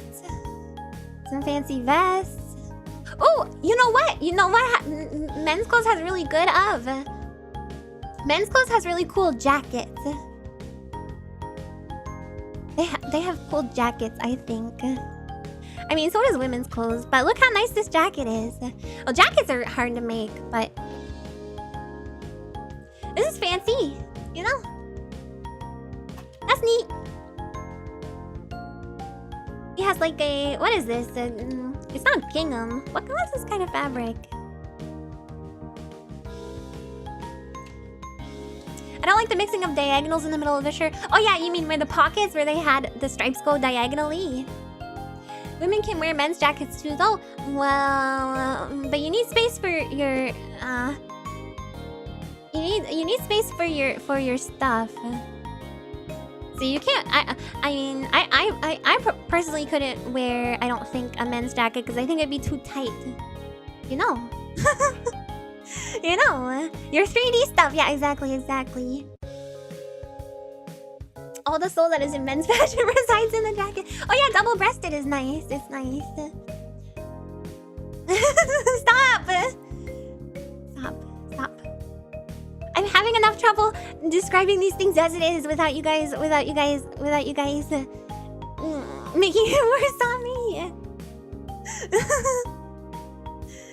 Okay, I just want to find a picture of this dress. Hold on. It's not even yabai at all. I'm just talking about sewing. It's not even yabai. You guys are making it yabai. Hold on. Uni Kudo. Sakura. One Piece. It was just so unexpected when you I didn't do anything! I'm just trying to talk about clothes, and this is how you have to talk. You gotta talk about that stuff sometimes. Hold on, I have so many tabs open. My life is chaos right now. Hold on.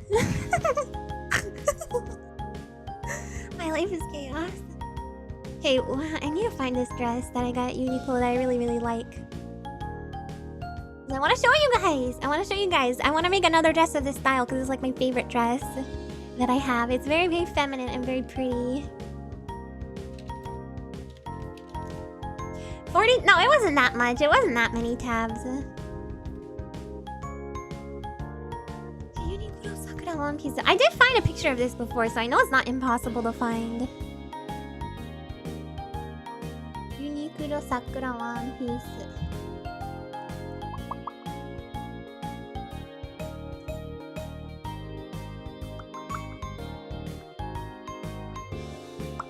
I have 30 plus tabs open.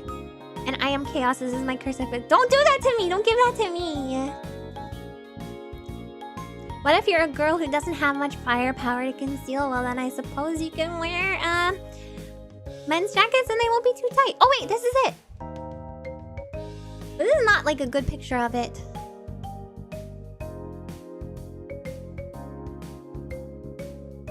In this picture, it kind of looks way less cute than it actually is.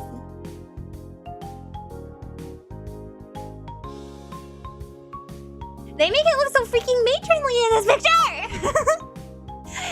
It's not matronly at all. It's cute. I need to find a better picture of someone wearing it. This is called what? Shihon One Piece. Joy of print Shihon One Piece. They still fit weird though since men clothes are so boxy. Yeah, there's just less curves in general.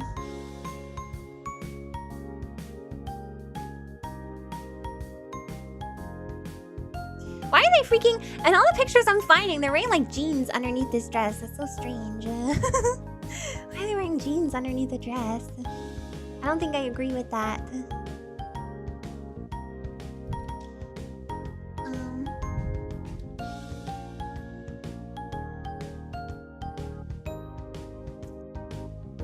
Okay, in this, I'm gonna show you guys the picture, but just so you guys know, this picture looks very like it looks kind of matronly, and it makes it look kind of like very tent-like, but it's not like that. It's not like that. It's not like that at all. When I wear it, it's very feminine and very cute. Okay. So hold on, let me grab a picture. And it's a very nice cut.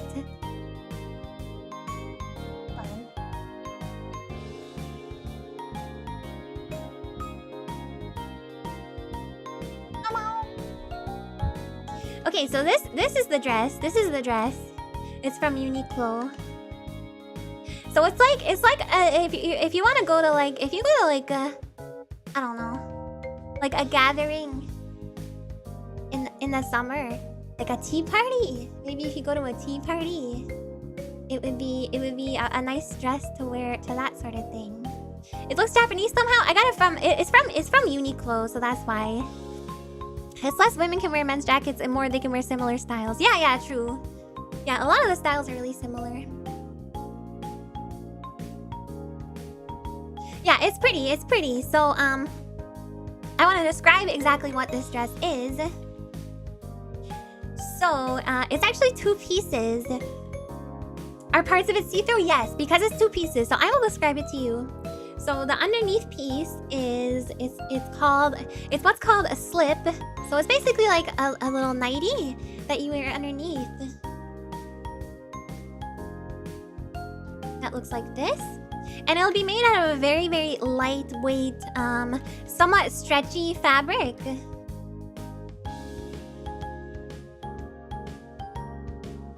Like kind of like this.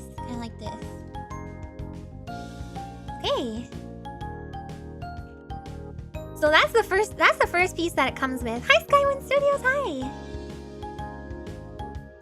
That's the first piece that it comes with. And that's like the slip that's underneath. So that because the outer layer is see-through, you can kind of see it. There's a little slip underneath. So that it keeps it from being actually totally see-through. And then the outer portion is very nice because it's like a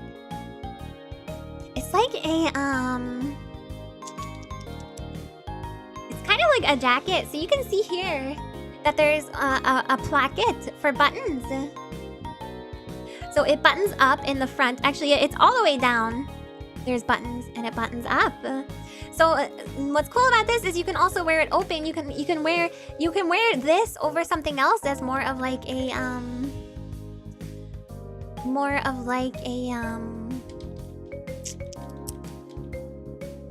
like a jacket sort of thing. And you can have it open. And it's a different look. You can even have it open with the slip underneath to be a little more, you know. I guess it's a little bit more maybe appropriate for nighttime that way. A little more, you know, sexy.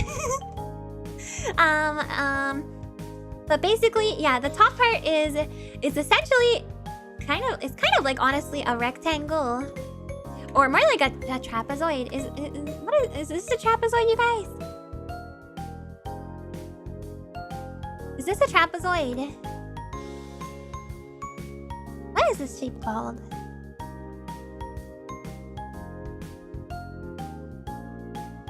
Well, actually, it's not totally a trapezoid because you need places for the sleeves to go.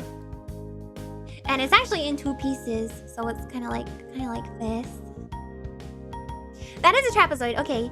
So, and then you'd have your button placket here, and you'd have your well, you'd have buttonholes on this side, right? Those aren't very evenly spaced, but you get the idea. You'd have your buttonholes on this side, and then on the other side, you would have the buttons. Oh, and it's actually shaped more like this in the collar.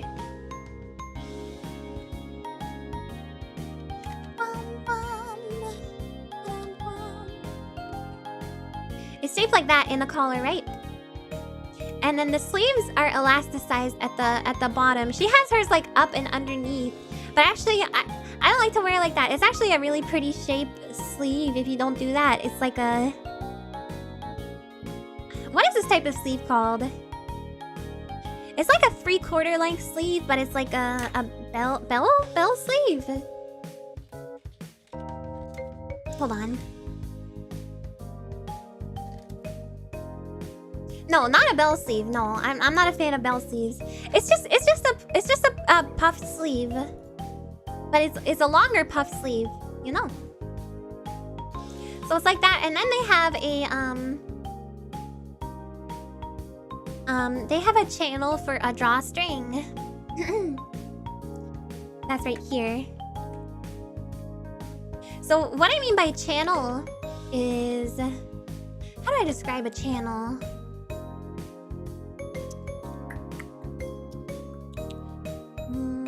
A channel is just like, it's like a tube. It's like a small flat tube that you sew to the inside of the dress. And if you're wearing sweatpants, you can take a look at your sweatpants.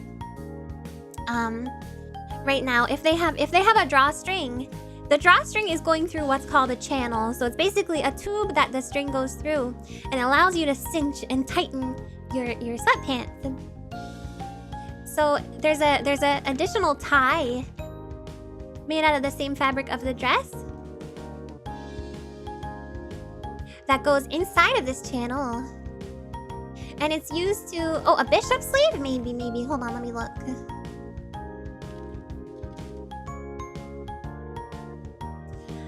I don't think it's technically a bishop sleeve, no.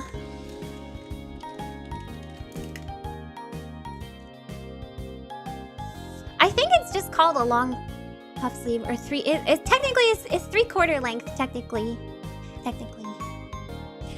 So yeah, this cinches it around your waist, and if you have, you know, a small waist, it creates a really nice shape so that it's more like this.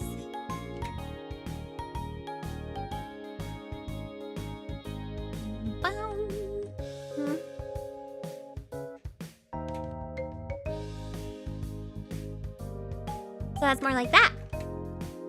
And then you tie it in a little bow in the front. And then that's what it looks like. It's really cute. Right. I think it's really cute. I like it a lot. Then the little string falls out. It's a pain to put it back. True, you have to use a, like, what's it called? A safety pin. You have to use a safety pin. This channel's on sweatpants where the string comes out. Yeah, exactly. And then it creates a little kind of gathered effect when you cinch it, which looks really cute. And then it makes it all flowy and nice. And since it's like partially skisket, it's like see-through. It's like see-through on these parts. It makes it very feminine. So how I would make this, I don't know why I'm explaining this. I'm just explaining the type of dress that I'm gonna make next. So the slip, or the nightgown part, is really easy. It's really easy. So it's just the shape is basically just like this, right?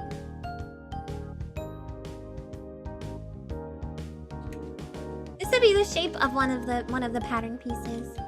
And then the back is going to be pretty much identical because the fabric you use has a little bit of stretch in it. You don't have to worry about making like darts or anything like that. Sweatpants or hoodie? Yeah, hoodie cores is the same thing. That's also a channel. See-through is feminine. I think it can be. It can be. Optimum, see you. Thank you for coming. You should rate character outfits from various games, anime, manga, whatever sometime. Well, the thing is, I'm not really good at design, so I wouldn't be able to really be good at rating it from a design standpoint, but maybe from more of like a, would this be impossible to make in real life standpoint? And then you would get, stuff for the straps, which is some type of binding, like a bias binding. And then I would make the straps using that.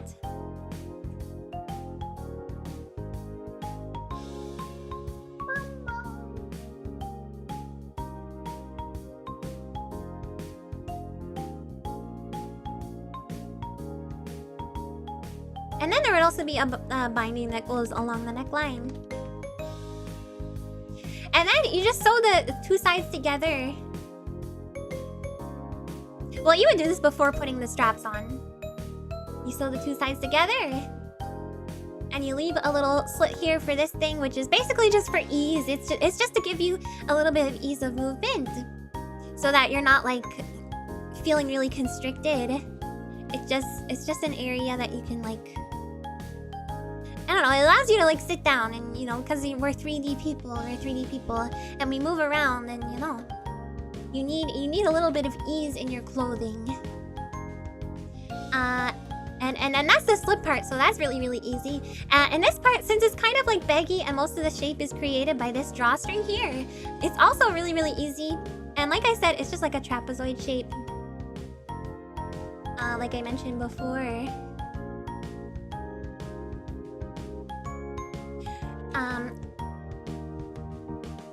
And you would want the widest measurement. If you're a lady, you want it to be around here, which is your bust. So this should be your like bust measurement, and then it can be the same all the way down because the shape is created with the drawstring, like I mentioned. Yuku Ohamiya, hi. Where 3D people said the 2D anime. You know what I mean. You know what I mean. You know what I mean. You know what I mean. You know what I mean. So yeah, you would have your bust measurement go down the whole length because that's the widest part of a typically that's the widest part of a woman's body, right? Is where your bust is. So you would have that be the same length all the way down. And then the sleeves is like again is like a basic sleeve shape, which is kind of like this. And you would have it get wider at the bottom because you're going to have some elastic here. You're gonna have another channel here that has elastic in it, which is what creates this like cinched effect here. So like I said, you can either do elastic or drawstrings. I know you guys wouldn't know. It depends on the person. Yeah, it could be hips, Jojo, good night, see you, thank you for coming. A lot of times hips and bust can tend to be around the same. So there's a channel here of elastic. And the elastic will be a smaller length. than the actual channel itself is. So the actual length of the elastic is just gonna be enough to fit around the circumference of your arm, but it's stretched out a tiny, tiny bit. And then, but it's gonna be stretched and it's going to be sandwiched in these two seams. So that it will... This is hard to describe. But basically, it's just what creates... I mean, if you have elastic waistband pants or anything with an elastic waistband, it's the same situation. There is a channel and then there's elastic inside of it. Amiya Aranha. Synapse, thank you so much for the super chat. Thank you, thank you. Do you like using Velcro as a fastener? No, I don't like using Velcro. I think there's much better ways. And then I would have to put a channel here for the drawstring, and I would have to add an additional placket for the buttons and the buttonholes. And then the belt would be really easy. It's just a rectangular strip of fabric that you sew into a tube and then you turn it inside out. Things that cling to your arm bother you. This is actually not too bad. This dress is not too bad for that. I actually don't find it very constricting. And then you attach the sleeve. You can hem or bind this top part where the neck is. And then it gets this shape, like I said. And you wear the slip underneath it, and then that's the dress. So I really want to make a dress like this. And I was trying to figure out a type of fabric.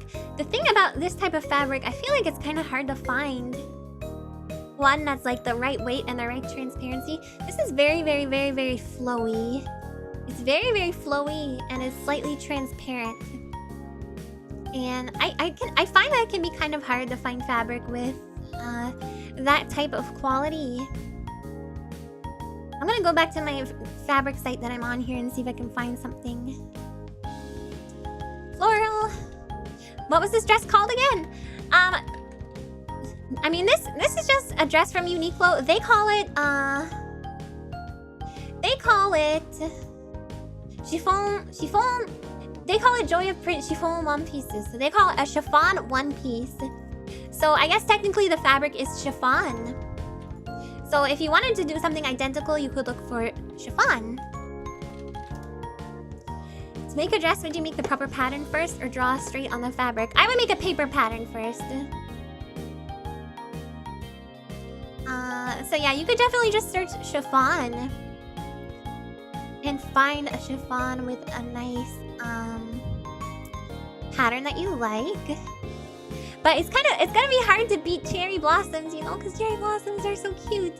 I'm just scrolling through some different fabrics here to see if I can find something that I would like enough to use for this sort. Wait, is that bees? Oh, I thought that was bees, but it's bows. Oh my god, a bee dress would be so cute.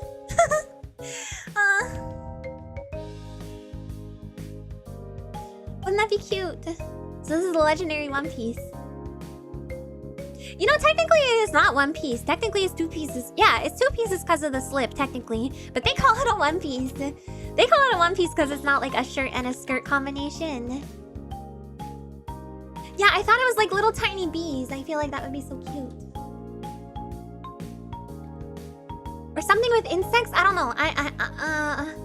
I'm weird, so... I feel like bee print would be cute though. Oh no, that's ugly. Never mind. Not the bees!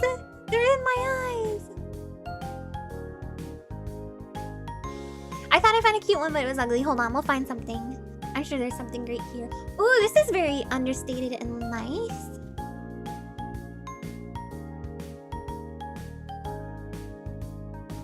But it's not chiffon. It's not chiffon. I just searched bees without even wondering. Without even trying to find chiffon. But I'm gonna show you guys anyway because it's very pretty. It's like not too complicated. You know. I don't know what I would use this for though, to be honest. I don't know if it would really suit a skirt. I don't know. We're going back to Wicker Man. Oh yeah, Nicolas Cage right here. Yeah, I prefer the Oprah gif about the bees.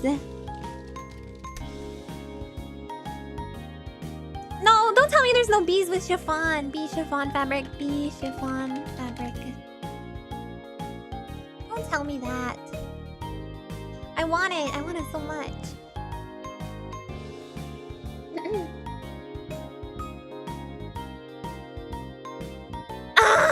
No! I want it! This is too transparent. Oh my god, I'm so upset. I want a bee or some type of bug.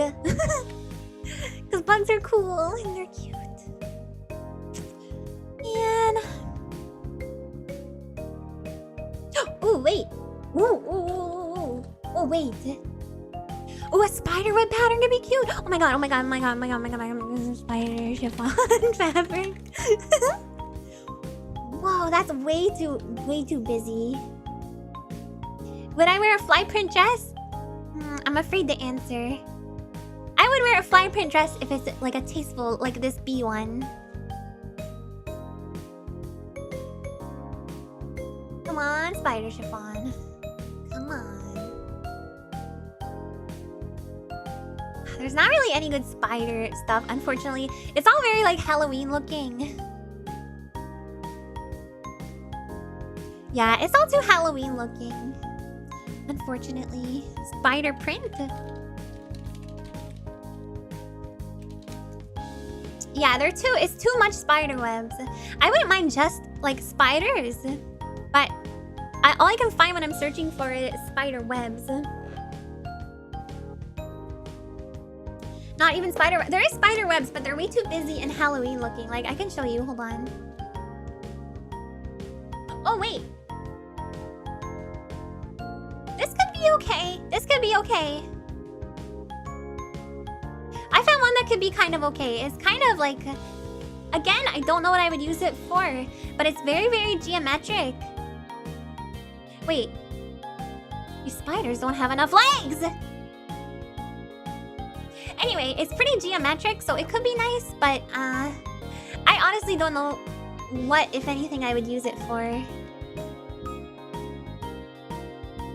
Yeah, they're buckos! Oh my god! Okay, I would use it for making clothes for you guys then. They're buckos because they have 6 legs! Oh, you know what site exists that has some really, really nice fabric, but it's really expensive. But the cool thing about it is that you can design your own fabric. You can like draw whatever you want, and they'll put it on fabric. It's called Spoonflower. Oh, I bet they have some really cute spider fabric. Hold on.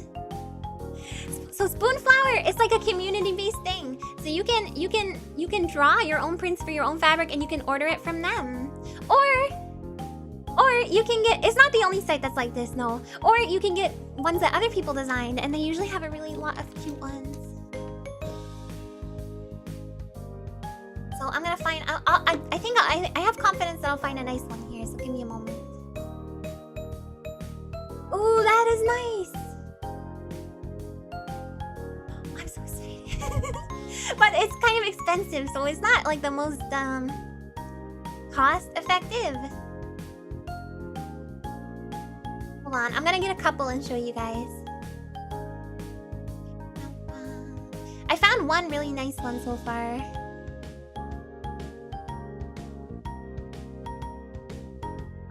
And a couple, there's other ones that are nice, but they're like not for me. Like I wouldn't personally use them for anything. Coffee cup print dress. You know, I am actually a sucker for like food prints on clothing. I don't know why. I just find it cute. I feel like I'm getting too much information, and you guys are gonna make fun of me now because I'm gonna be like, you like food on your clothes. That's so weird. I'm sorry. I'm oversharing. I'm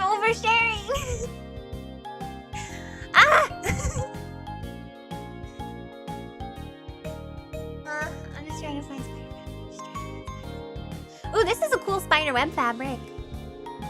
Ooh, that's really pretty too.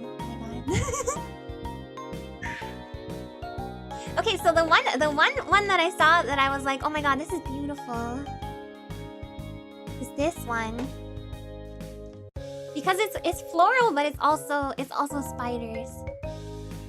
So there's this one. This is called Spider Garden. The only way to shake that fear is to share even more. I don't want to share more because I'm alone. I don't want you guys to think I'm unfashionable because I think I have a good sense of style. But some of these prints are really busy. I understand that. It's all about what you use it for. It's hard to keep up sometimes, but I'm just here for cute Ami Sensei, even if I can't keep up. Okay. I promise I can teach you guys some stuff more in depth, you know, eventually.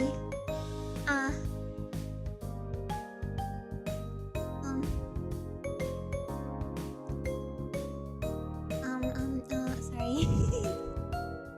I'm embarrassed now. I'm just looking for more spider stuff.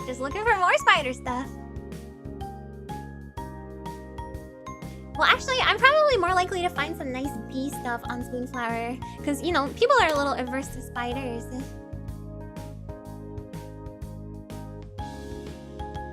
You're probably more fashionable than us. I don't know.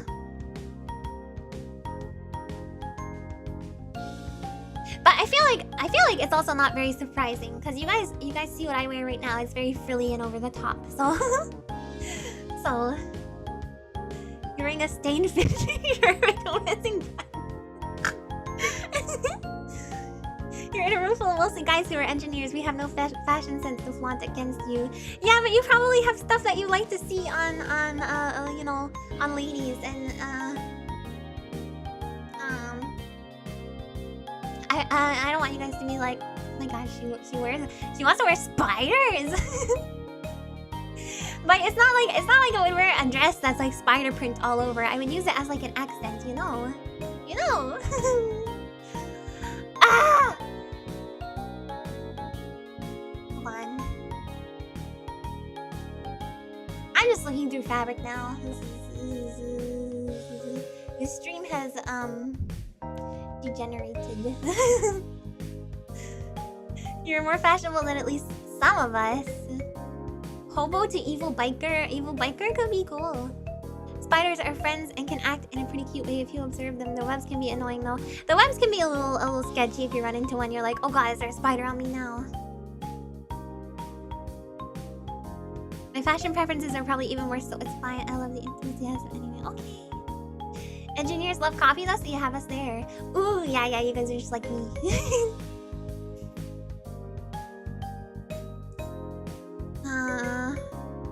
I just want some good freaking bee fabric to show you guys. Some really cute bee fabric.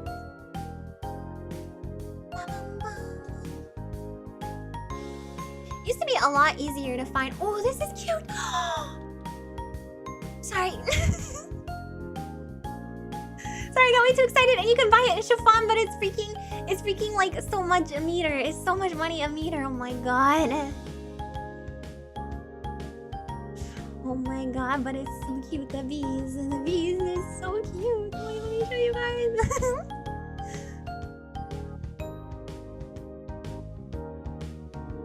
No, where'd it go? Hold on.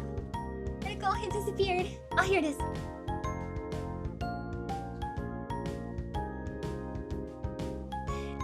Is it that expensive? Yes, it's very expensive. It's like $25 or something for a yard. With the chiffon, if you get regular cotton, it's not as much, but it's still expensive.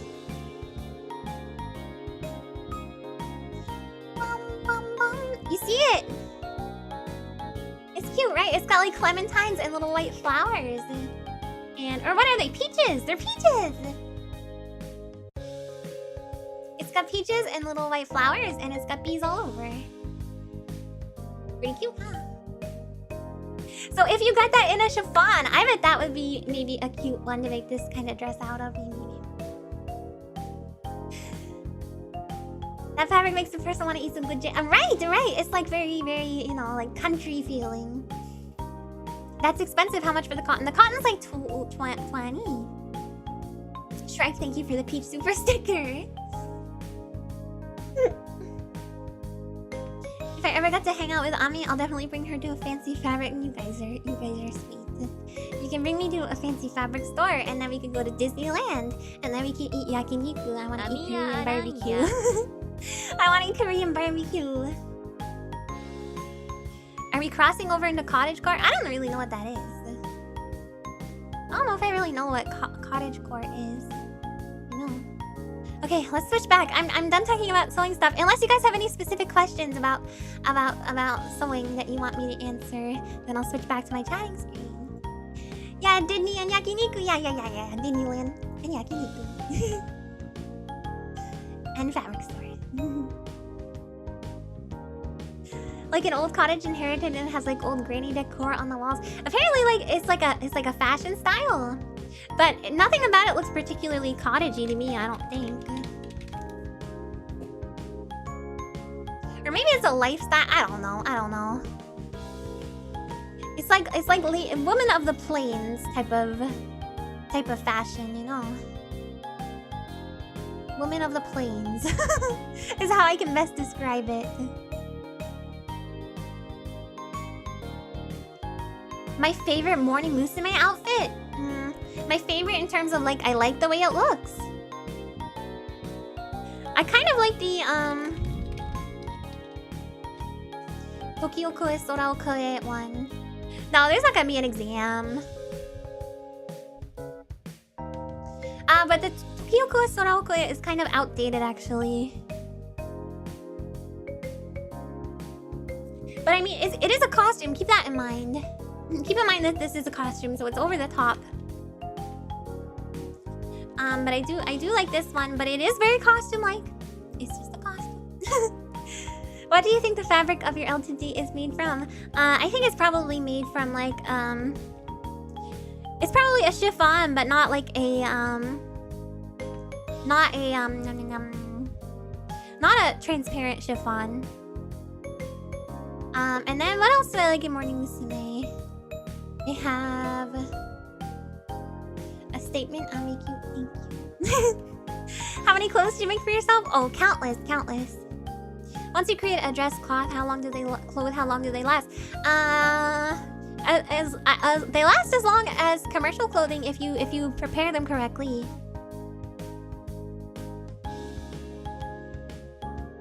Not spider silk. Oh yeah, it's made of well, it's called spider chiffon. Okay, it's a little different. It's not silk. It's spider chiffon. So it is chiffon. You love the costumes they wear in Sojanai. Oh yeah, what do they look like? Sojanai. Sojanai. Majime na nka janai yo. Oh, you know what I like the most? Okay, Sojanai is nice, but it's a little plain because it's just a white dress. But you know what I like? I really like I like sexy cat no enzitsu. Because they're kitty cats! And it's so cute. Wait, let me show you. How do we get into idle time? Hold on. I have so much junk on my...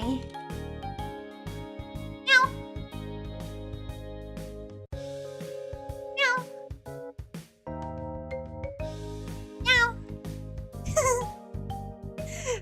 Stylish, yeah. Anyway. Any more questions? Of course, meow. Cute, right? Sexy crab no enzetsu. That is not something I'd be into. It's just cute because they're cats. You know. If you put cat ears on you, you'd look similar. I have put cat ears on. That one's good though, even the black ones that others are wearing. Yeah, they're more simple. Now, any other questions I can answer for you guys? About sewing. Any stuff you want to know?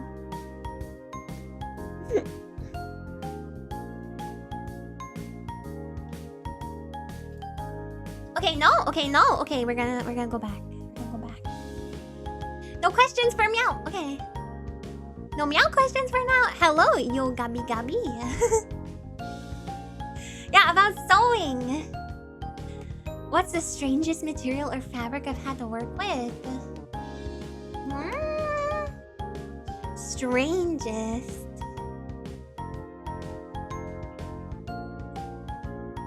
I don't know if I've worked with anything particularly strange.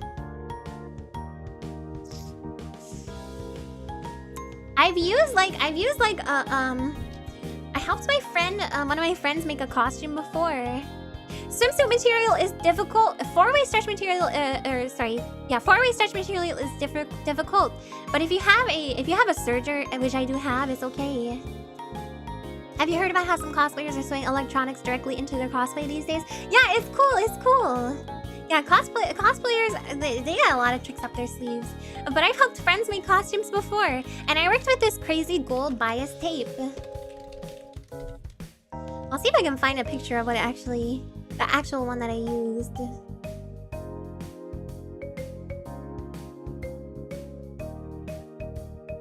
Oh, it's this, I found it. I don't like it, I don't like working with it. Hold on.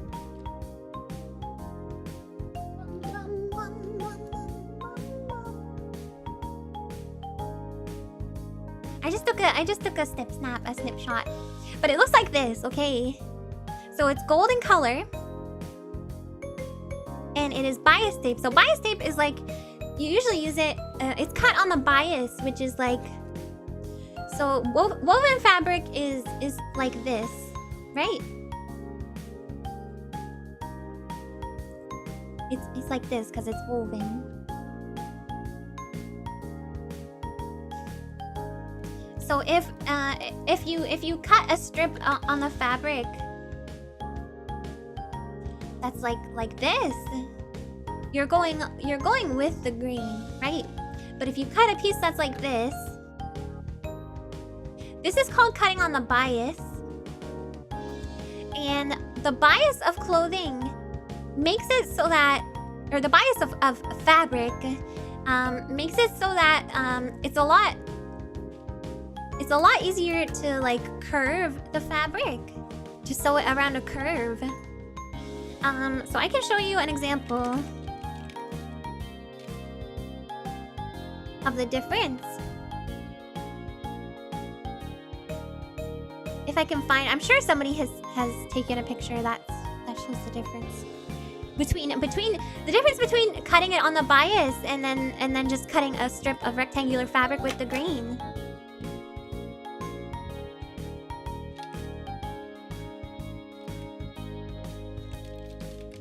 Hi, Fizzle Pickle Amiya.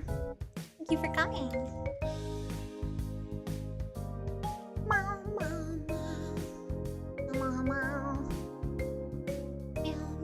Oh, come on. Somebody has to have exemplified this in some way.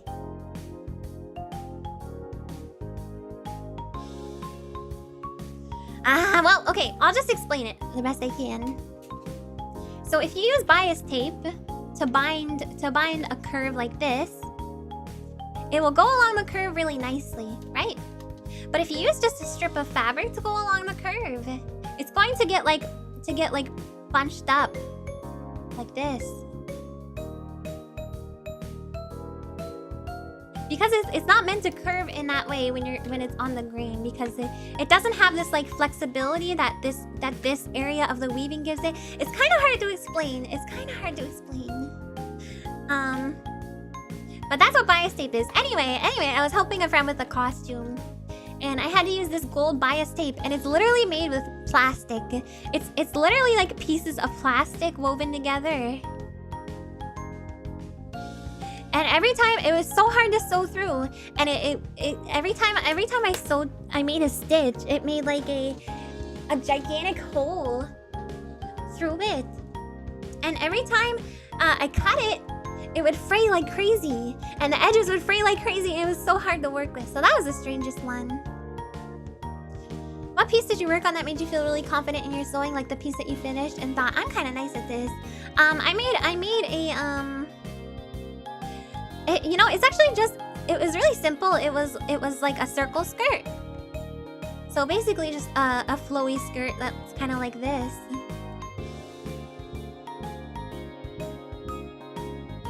And it had a waistband and a zipper. But what I was really proud of myself for is I added something called horsehair braid to the hem. And it makes the hem really bouncy and fluffy and cute. instead of just kind of flat. Oh, I can probably find a picture of the difference between horsehair braid versus non in a hem. Sounds like anxiety. It was the worst. I hated it. I hated it so much.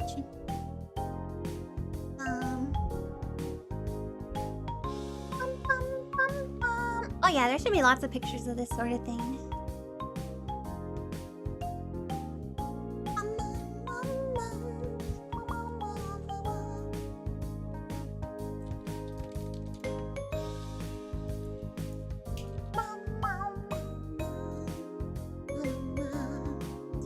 There's so many I can't find pictures that are not like cosplay.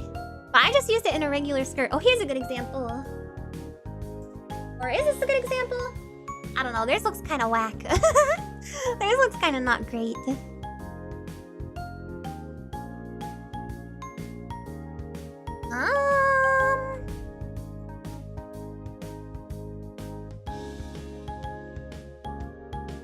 This looks kind of not great too. Mine, I don't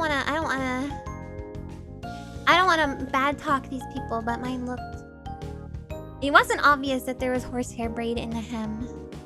In some of these, it looks really obvious that there's horsehair braid in the hem. Along here.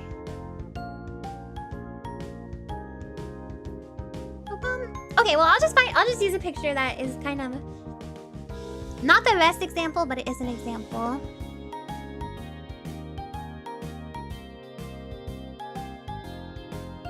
So like this. So they have like, you know, this is like a circle skirt. This is probably a quarter circle skirt. And then this is after they added the horsehair braid in the hem. I don't like the way this looks really because it's really bottom heavy. Like I don't think it's the right type of fabric to add horsehair braid to, because you can clearly see like where the horsehair braid is. You can clearly see that it's like here. And I don't really like the way that looks.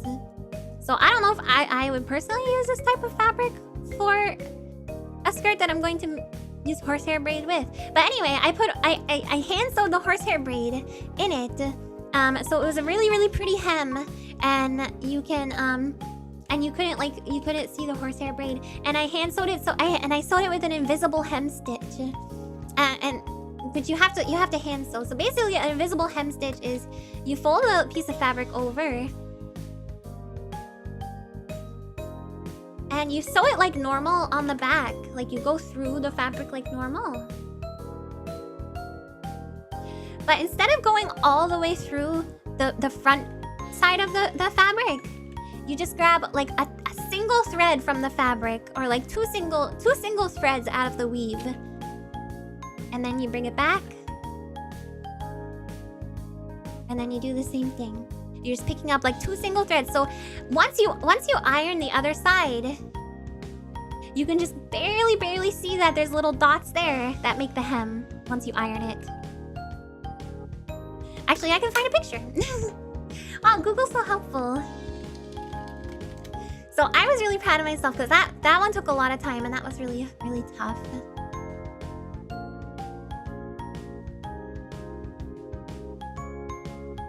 I'll find a picture for you guys. Hold on.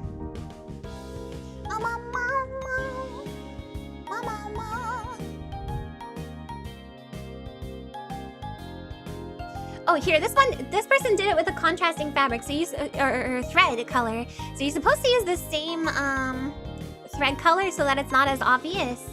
This person used a contrasting one just to show you. So this is how little of the other side of the fabric you pick up. Yeah, you can sew invisible things. Yeah. You're so correct at this. I had no idea. Well, thank you. They do that in custom-made leather shoes, so the stitching doesn't show. Oh, interesting. But yeah, you can do this with hand sewing, and then once you iron it out, you don't see the little dimples. And of course, you would be using a similar colored thread, and not a very high contrast color of thread, so that it doesn't show as much. Anyway, that's pretty much it. That's pretty much it. That's pretty much all I wanted to talk about. Okay, I'm gonna go back now. Hi! Hi, I'm back! Hold on. Hi, guys!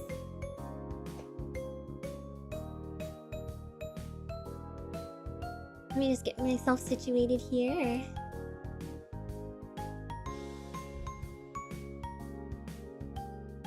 Yeah, hi guys. Now tell us about idols. I think I'm all educated out. Good chat, good chat. Very interesting topic, and you explain it really well. Thank you. Thank you. I'm glad.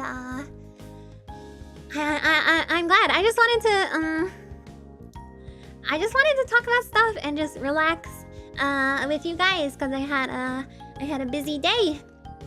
I had a bit of an overwhelming day because I had to go out and do stuff, and there was a lot of people, and it was it was crazy. So I'm very happy that I got to chat with you guys for a little bit. Thank you for indulging me.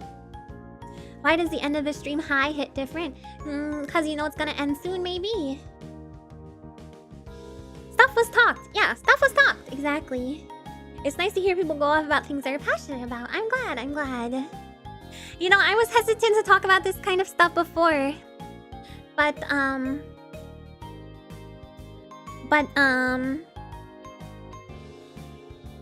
because I thought people would find it boring. But you guys have fully convinced me that you're okay just hearing about stuff as long as I'm enthusiastic about it. So thank you. Had me engrossed. Thank you for sharing this. You're welcome. Hopefully you've forgotten about accidentally touching hands at the... What are you talking about? What is this story? Is your mom super jelly of your Sonic Spinball vinyl? She wasn't jealous, but she was like, that's really cool. That's really cool. It's fun and informative. I see you gush out stuff about your love of sewing. I'm glad. I'm glad you guys enjoyed it.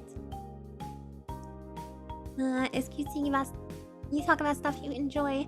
I want you guys to share stuff that you enjoy with me sometime. I don't know how that would happen though. But I want to do that. I don't know how to though.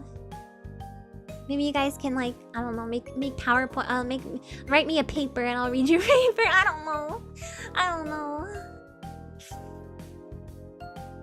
You have an excuse to bond with your mom as you listen to your Sonic Spinball vinyl together. Yeah, she would probably enjoy listening to it. I'm gonna use this as a reference when writing this into my story. Cool. Thank you. If I share my interest, now that would be boring. No. A show and tell hashtag, that could be fun. No, I'm not giving you homework.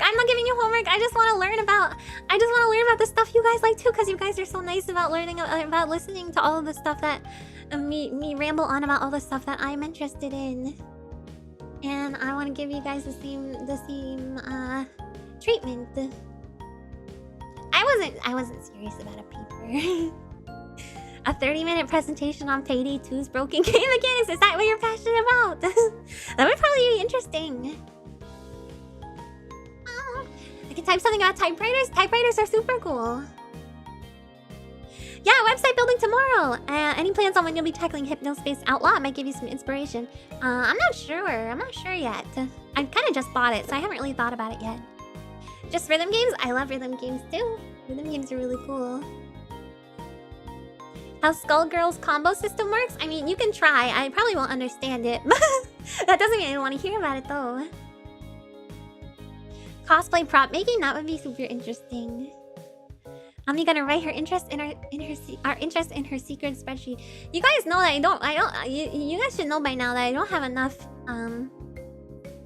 I forget things enough that I feel like it should be obvious that that's nonsense. I like collecting mechanical pencils and... Do you actually? I love cool pens and mechanical pencils. I don't know anything about them though, that's the thing. This is all things that I think are cool, but I don't know anything about them. Noah, thank you for the donation. Always be confident with what you're passionate about. It is heartwarming to see you having a good time with us by sharing what you love. Thank you. That's why you have I don't have a spreadsheet. Baka! Especially fountain pens. Pens are cool. Learning about different kind of pens is cool, and like calligraphy and stuff. I love that sort of thing. 2-minute game dev video tweet. That would be super cool.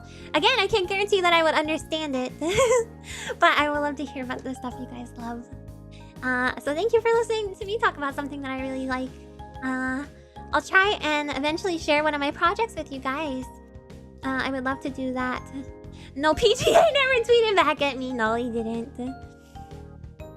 Have a tendency to buy playing cards and notebooks that I might never use. Oh, I'm kind of like that, but with stationery. Well, thank you guys so much for coming. 2.5 hours is a little bit longer than I intended, but thank you so much for spending time with me. I very much appreciate it. On such short notice too. You guys, I wasn't sure whether or not I was gonna actually stream today, and you guys were very sweet about joining me on such short notice. So thank you about that. I'm gonna head off now, and I'm going to wind down for the night. But I will see you guys. I will see you guys tomorrow for the website building. We'll do that tomorrow. Thank you guys. Thank you so much to all of my regulars and irregulars and everyone who came here for the first time because they were interested in sewing. I don't know. Thank you so much for joining me. And thank you to everyone who watches the VODs and comments on the VODs. Thank you to all the chatters and everyone who lurks as well. I see you. I don't see you, but I see you, you know. And thank you to everybody who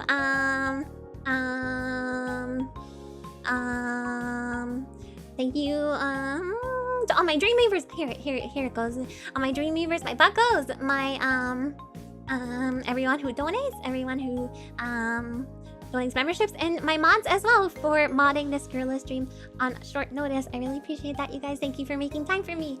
I will see you guys tomorrow. Okay, otsukaresama, oyasumiya, bye bye.